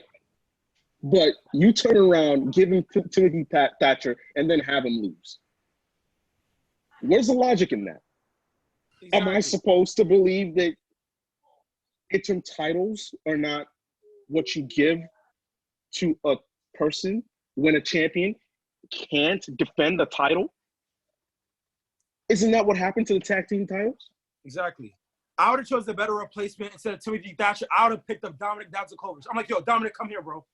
Take my spot to be tag team. No. I'm saying that's not even my point. My point is just kind of an interim tag team title holder. No. I'm saying I would have chosen and then have them face, right, and then have them not even a better replacement, because I mean you can say, like, you can find another replacement for the cruiserweight title, which is what they're doing right now. And I'm saying keep that same energy for all the titles that you can't defend. That can't be defended at this very moment because of the virus. Crown interim title holders, so that then once the shit goes over and people can start flying again, you have the matches to crown undisputed champion. That's what you do. So you're saying what they're doing with the cruiserweight title essentially, and they should have done for the tag team situation. Yeah, why not? Yeah. Why not? You don't even have to have a tournament. Fuck that tournament. Top 2, top 3 teams, fatal 4-way, or triple threat to crown an interim title holder. It's easy. Like this is not rocket science, man. See what they're trying to do. I think what they're trying to do is go in on the sports route, like AEW is doing, and I get that, right? And it's understandable. But there are ways of doing this that logic gaps doesn't like these types of logic gaps doesn't happen. So. All right, Tara had to go, so she won't be joining us for the rest of the podcast this week. But moving on, we had some backstage segments they aired here. First, they aired a vignette hyping up Karrion Kross and Scarlett. Really good video package here. Like I said last week, these two are going to be big-time players for NXT. And positioning them in a feud with Tommaso Ciampa straight out the gate is a big indicator of that. They also aired a... Go ahead. They are money. Yeah. I saw that promo last week. Richard showed me the other day. It was they dope. I like them. That's it. That's it. Yeah, I agree. They also aired a promo package on Dakota Kai and explaining why she has undergone a sudden character change that honestly was probably 6 months too late. I don't know why they decided to air this kind of promo now. Probably a way to keep her relevant, but I like Dakota Kai, so it's like, it's whatever. Don't sleep on Dakota Kai. Yeah. Yeah, it's just a shame that they've been booking her pretty inconsistently. Look, the thing is, if there was a sleeper in the women's division in NXT, it's Dakota Kai. No I won't say sleeper. I say dark horse instead. Same shit. That's the same thing. But, it's the same thing. Because I got the GOAT in my corner. What up, baby? I got the GOAT in my corner. I got Io Shirai. And I got a returning Rhea Ripley, right? I would say the fourth best person in that roster is Dakota Kai. She is my sleeper, my dark horse, whatever you want to call it, on who should be next in that push for that title. I think she deserves it, and her bodyguard. I forgot. Does anybody know her bodyguard's name by any chance? Reina Gonzalez. Thank you, Reina Gonzalez. To some degree, just by that promo, she low-key hyped her up too in a certain way, right? So pretty much with Dakota Kai, you know what you're going to get, no matter who faces her. Either it's Io, or Charlotte, or Rhea Ripley. That's what you're looking forward to when it comes to Dakota Kai. And when it comes to that, you're gonna see what's gonna come through our way when we see her on her way to the championship. It's good. She's the sleeper in all this. Don't sleep on Dakota Kai. They put that promo up for a reason. Don't sleep on her. Yeah, it's only a matter of time before Dakota Kai finally gets a big, significant push of some sort. So we'll see if anything transpires from this promo package that they showed. But probably the most notable segment they showed here was Triple H and Shawn Michaels reunited as D-Generation X in the production area. And they announced that on June 7th, it'll be NXT TakeOver in your house, which I'm sure a lot of old school wrestling fans from the 90s are excited for this nostalgia trip. I can't say I'm one of those people, unfortunately, though it is TakeOver, so I can't wait regardless either way. But let me ask you guys. You guys have been watching wrestling since the mid to late 90s, right? Mm-hmm. Yes. So let me ask, were you guys watching any of those in your house events at the time? Absolutely. Out as well. Yeah. We were in terms of in your house, like it goes. They stopped doing it in your house in '99. The last in your house was Backlash '99. When his bitch got kidnapped by the Undertaker. That was the last time that happened. And in your house was fire. Honestly, can I say this? I'll say this much, man. Kind of what they did with War Games, it's like a new school feel to it. Like the first time War Games came back, right? It was amazing. Like it was something that we've never seen done like that before. You know, like it was the same concept, but with now different athletes, right? So it was a different change of the guard in terms of what we expected War Games to be and what we actually got. And what we actually got was better in a sense, right?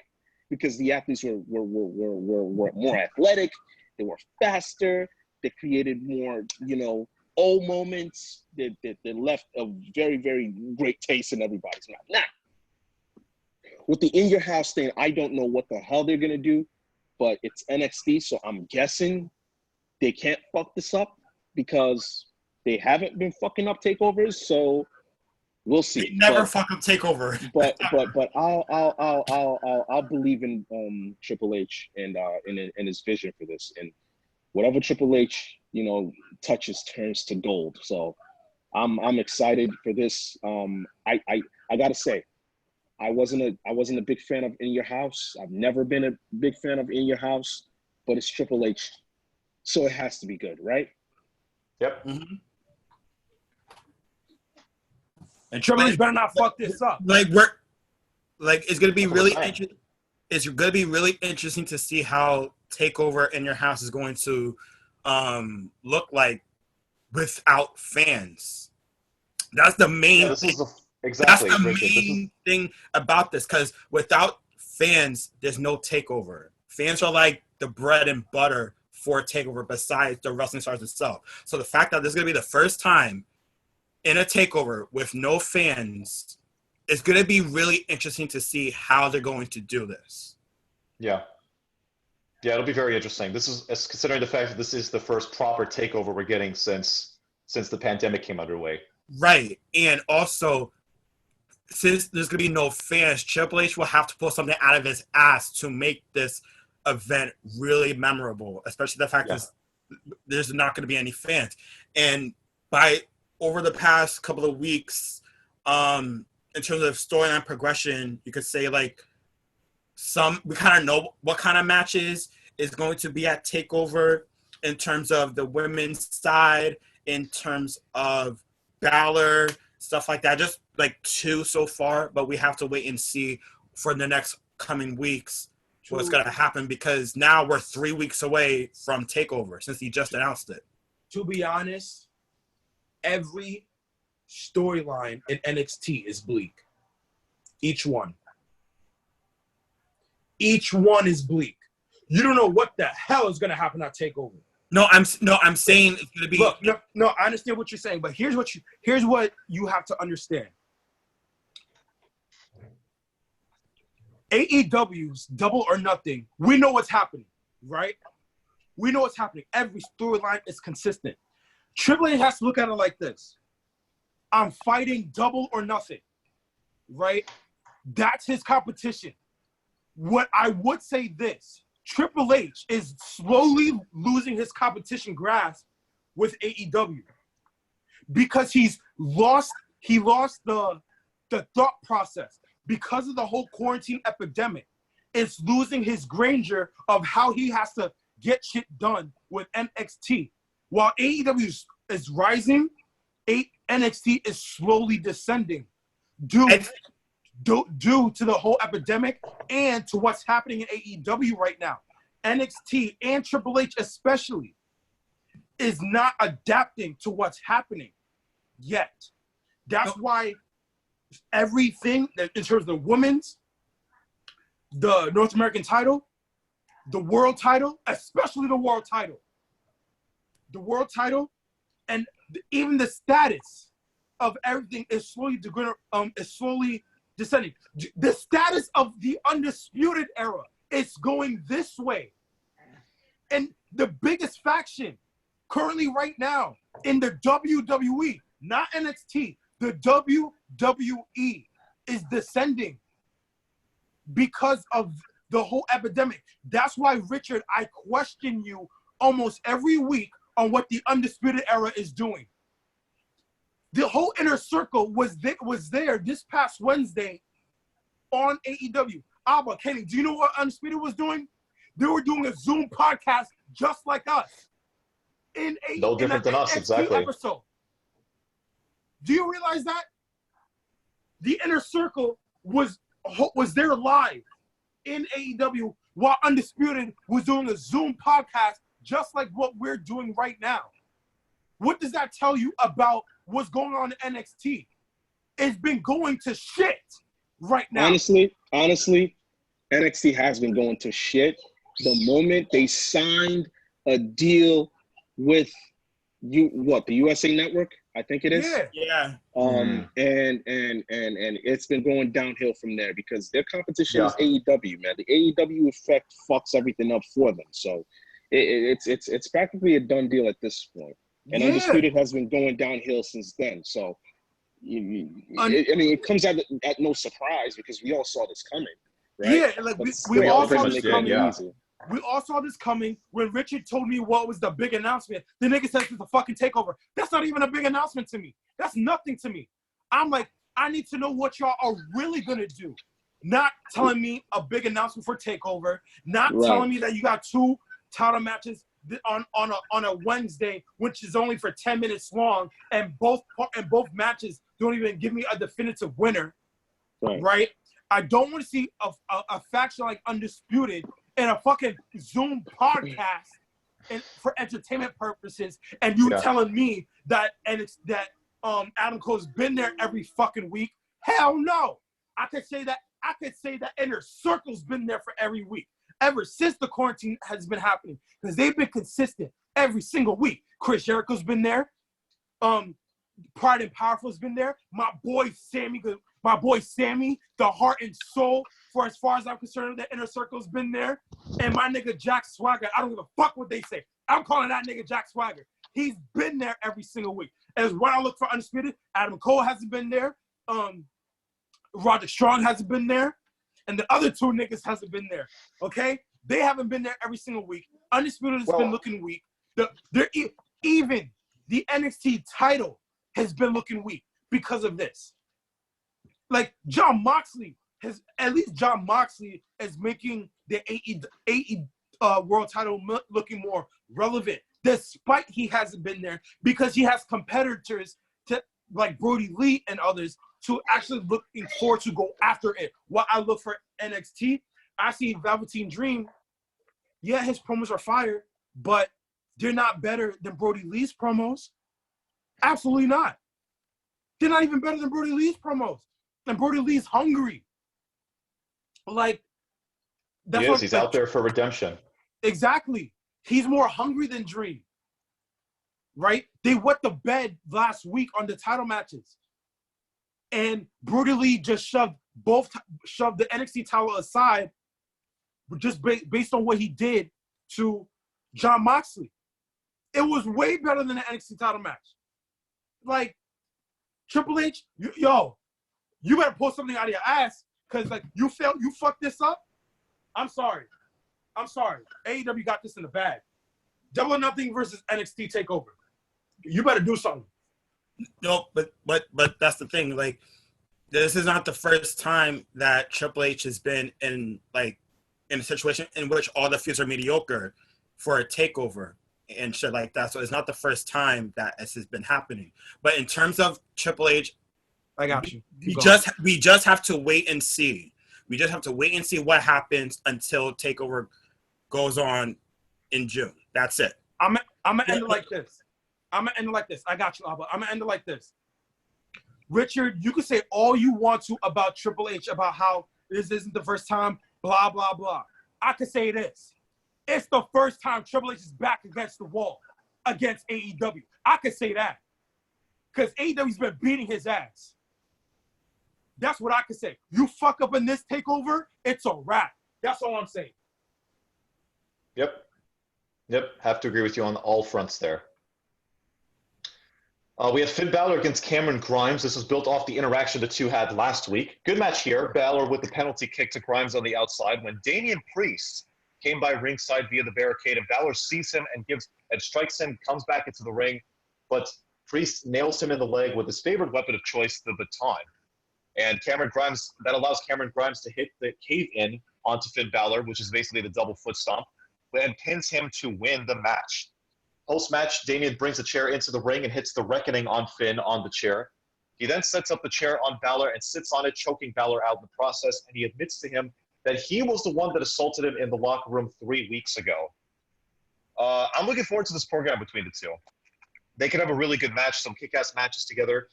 And from what I got out of this, it seems like they're positioning Balor as a tweener moving forward, not necessarily a strict face or a heel. I don't know if you guys got that same message. I'm with you, Abu. Yeah, I kind of got the same message as well. Yeah, pretty much. I got the same message as well as to Finn Balor's place right now in NXT. He's feuding with Damian Priest. He's feuding with Damian Priest right now, and most likely this match will lead up all the way to TakeOver. So we'll see. We will see what the bill will have to go to between these two men. It's not really much to go forward to. Finn Balor, Damian Priest. Nothing really much to add on to that because it's like it's a rushed match. That's the best. But you can say that for a lot of NXT programming and the matches they're building towards. I can't. No. You can't say with a lot of it because Finn Balor came back. Finn Balor came back. Didn't know who jumped him. 1 week later is Damian Priest. There was no build to who it truly was, to a worthy competitor. What I'm saying is, you could have hyped up Damian Priest to greater heights than just rushing it for a week. You feel me? Yeah. For example, back in the Attitude Era. Oh, I know what you're gonna say. Back in my man, you know what I'm talking about. I know what you're gonna say. When Austin got ran over by a car, right? We didn't know who it was, right? For months. We didn't know who it was, right? And then the gradual built, thank you, Richard, the gradual built towards that person. Who was it? It was Rikishi, and the mastermind was Triple H, right? They build on who it was to the person to uprise their status. And that's what they didn't do with Damian Priest. They rushed it, and now we just got a match between Finn Balor and Damian Priest. No build, no status towards anything, towards this match. So for this match alone, it's not really much to be looking forward to. We already know who's going to be the winner, obviously Finn Balor. And there was no upbringing towards Damian Priest.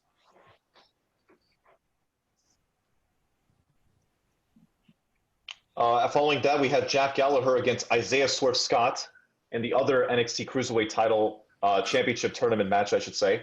Tony Nese attacked Isaiah as he was making his entrance. Not sure why, other than a way for Nese to have some heat around him now that he lost 3 consecutive matches in the tournament. Gallagher watched on, made relatively quick work of Scott, pinned him after hitting a discus forearm for the win. Hold up. I gotta say this.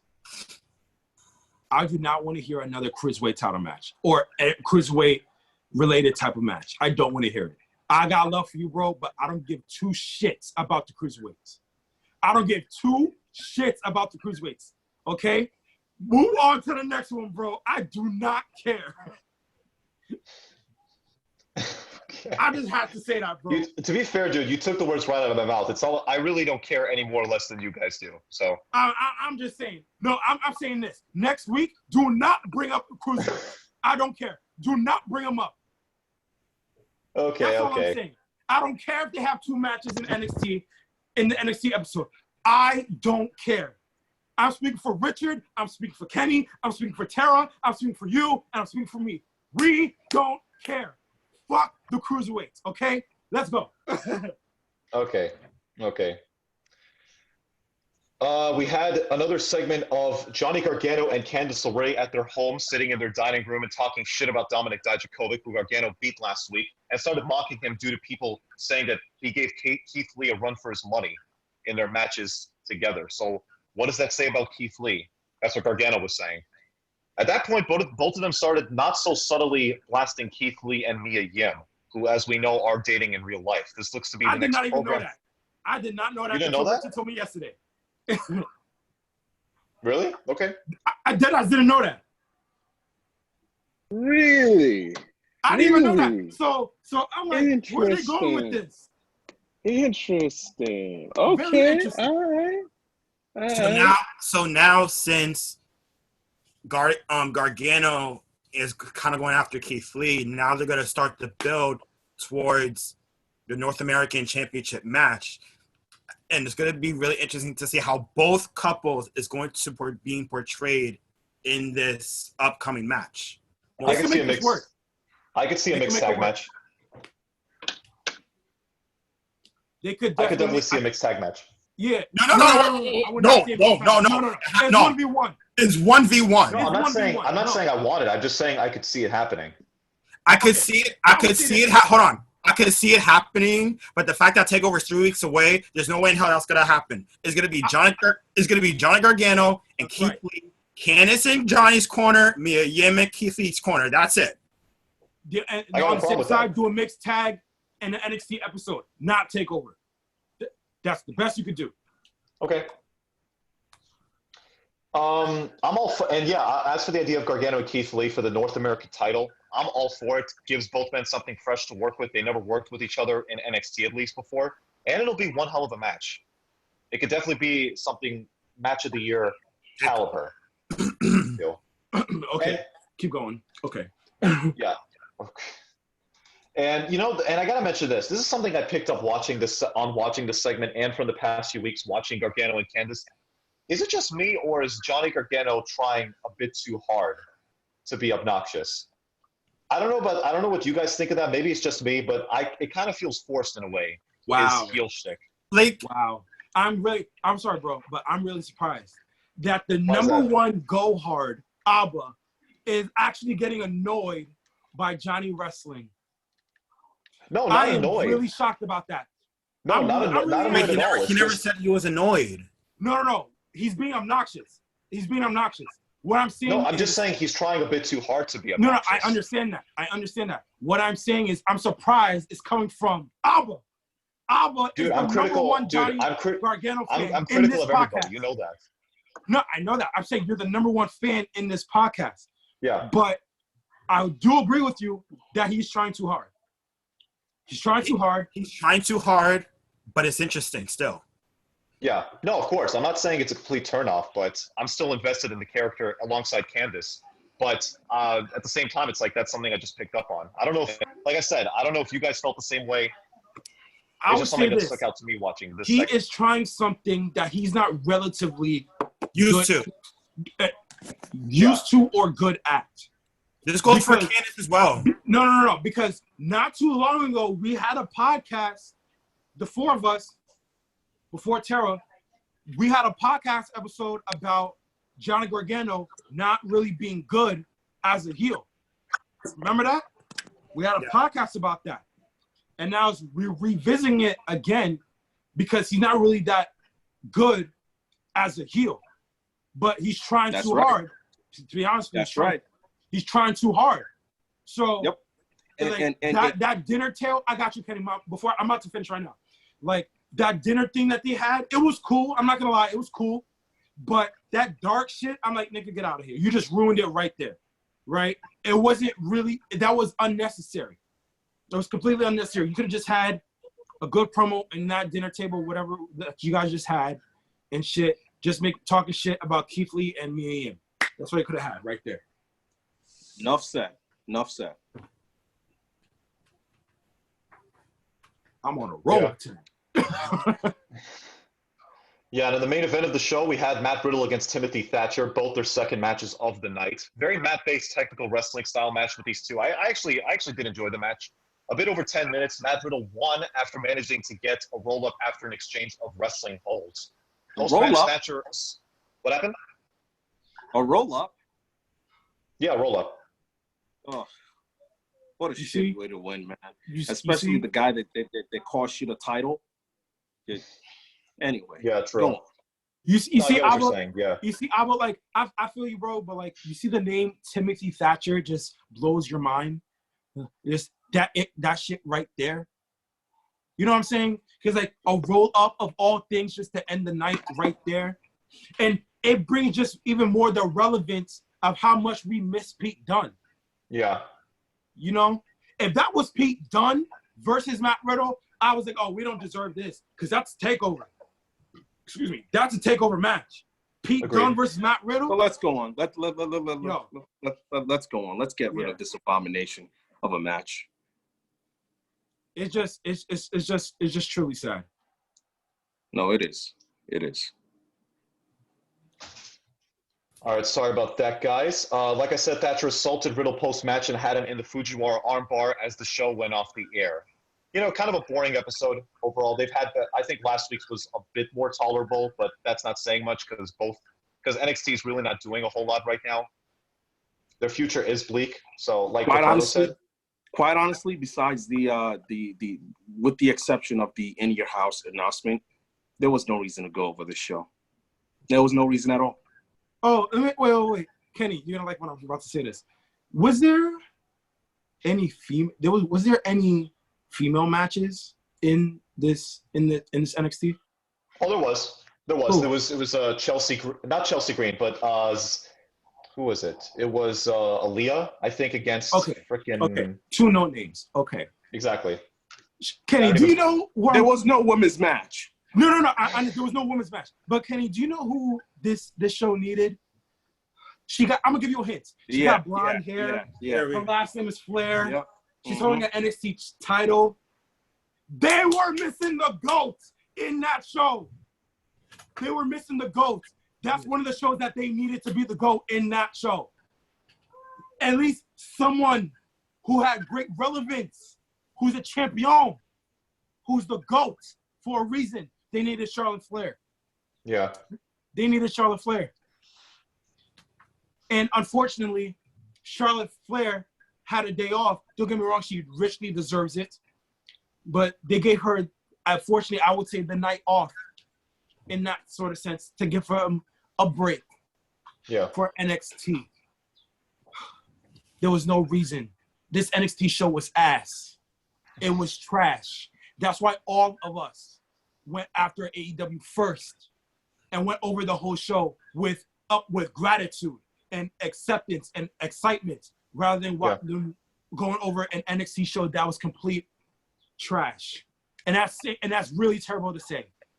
Lord have mercy. Hey, you know how much that hurts for us to say that? It hurts. And NXT is fire.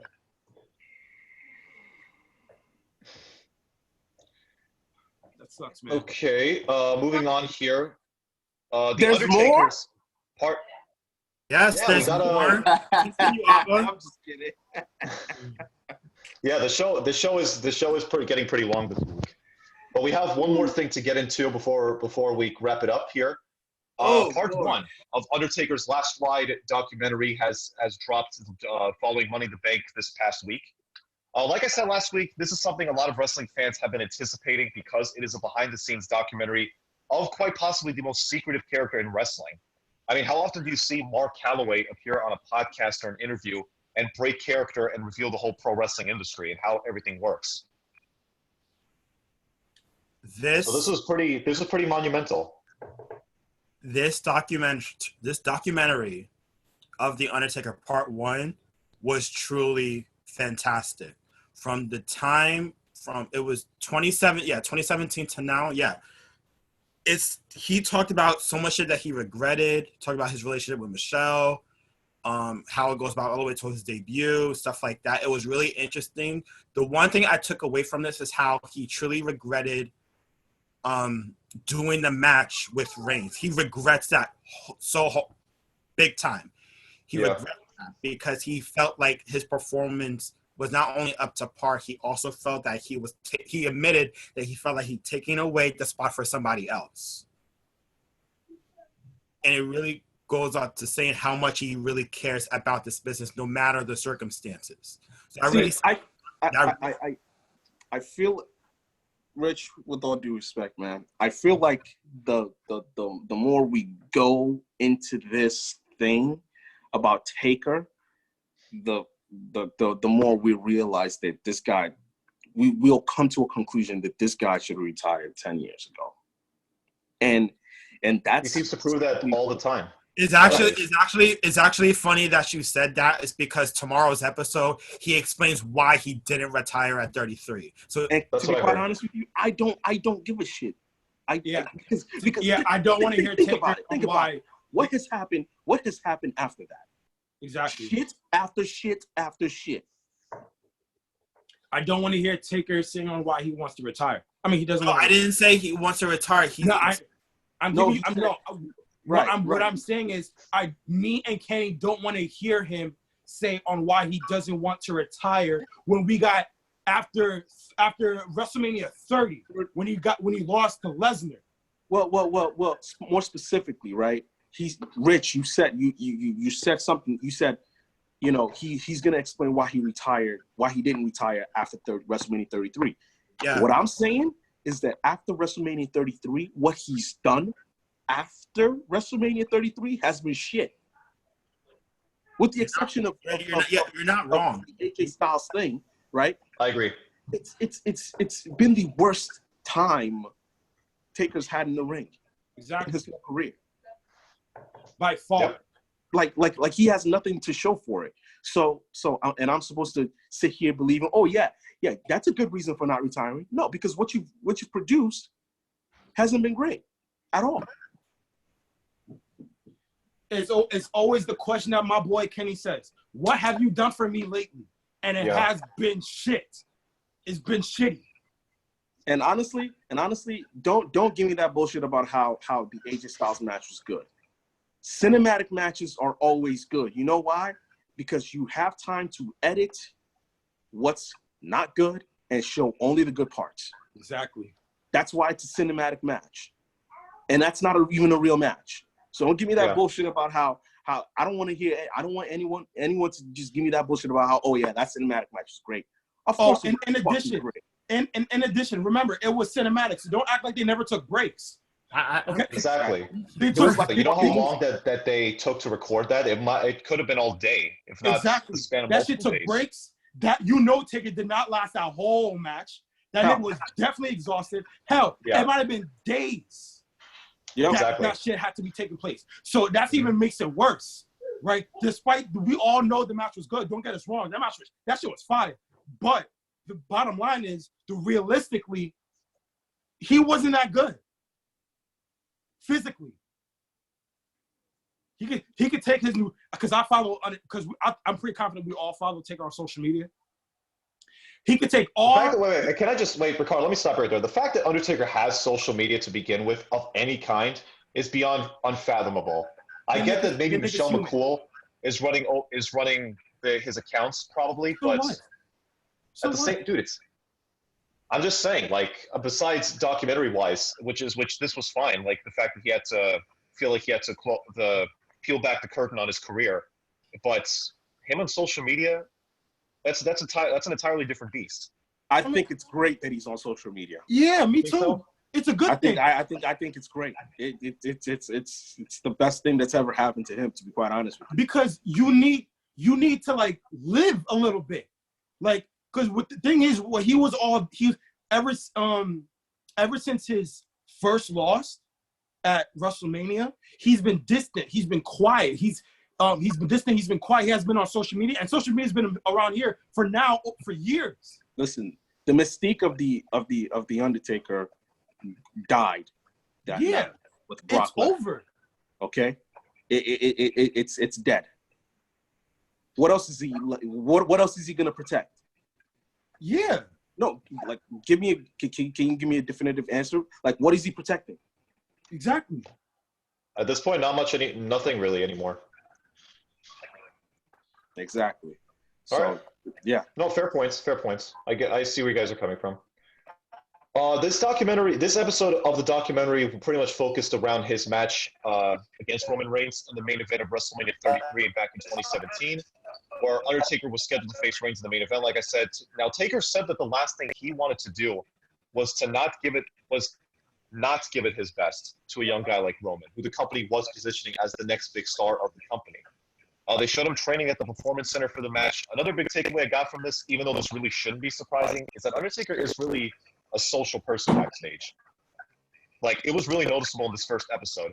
He was willing to go out of his way to help others if need be. And just to throw it out there, I had a huge smile on my face when Chris Jericho was shown talking to Taker backstage. I don't know why, I got a good smile out of that. Yeah. They then Yeah. Definitely. Yeah. They then brought up the many instances of Taker pulling through matches when he had nasty injuries over the years, including having a broken foot in his iconic match with Mankind in their Hell in a Cell match at King of the Ring in '98. Just goes to show what a true warrior Taker has been for the company.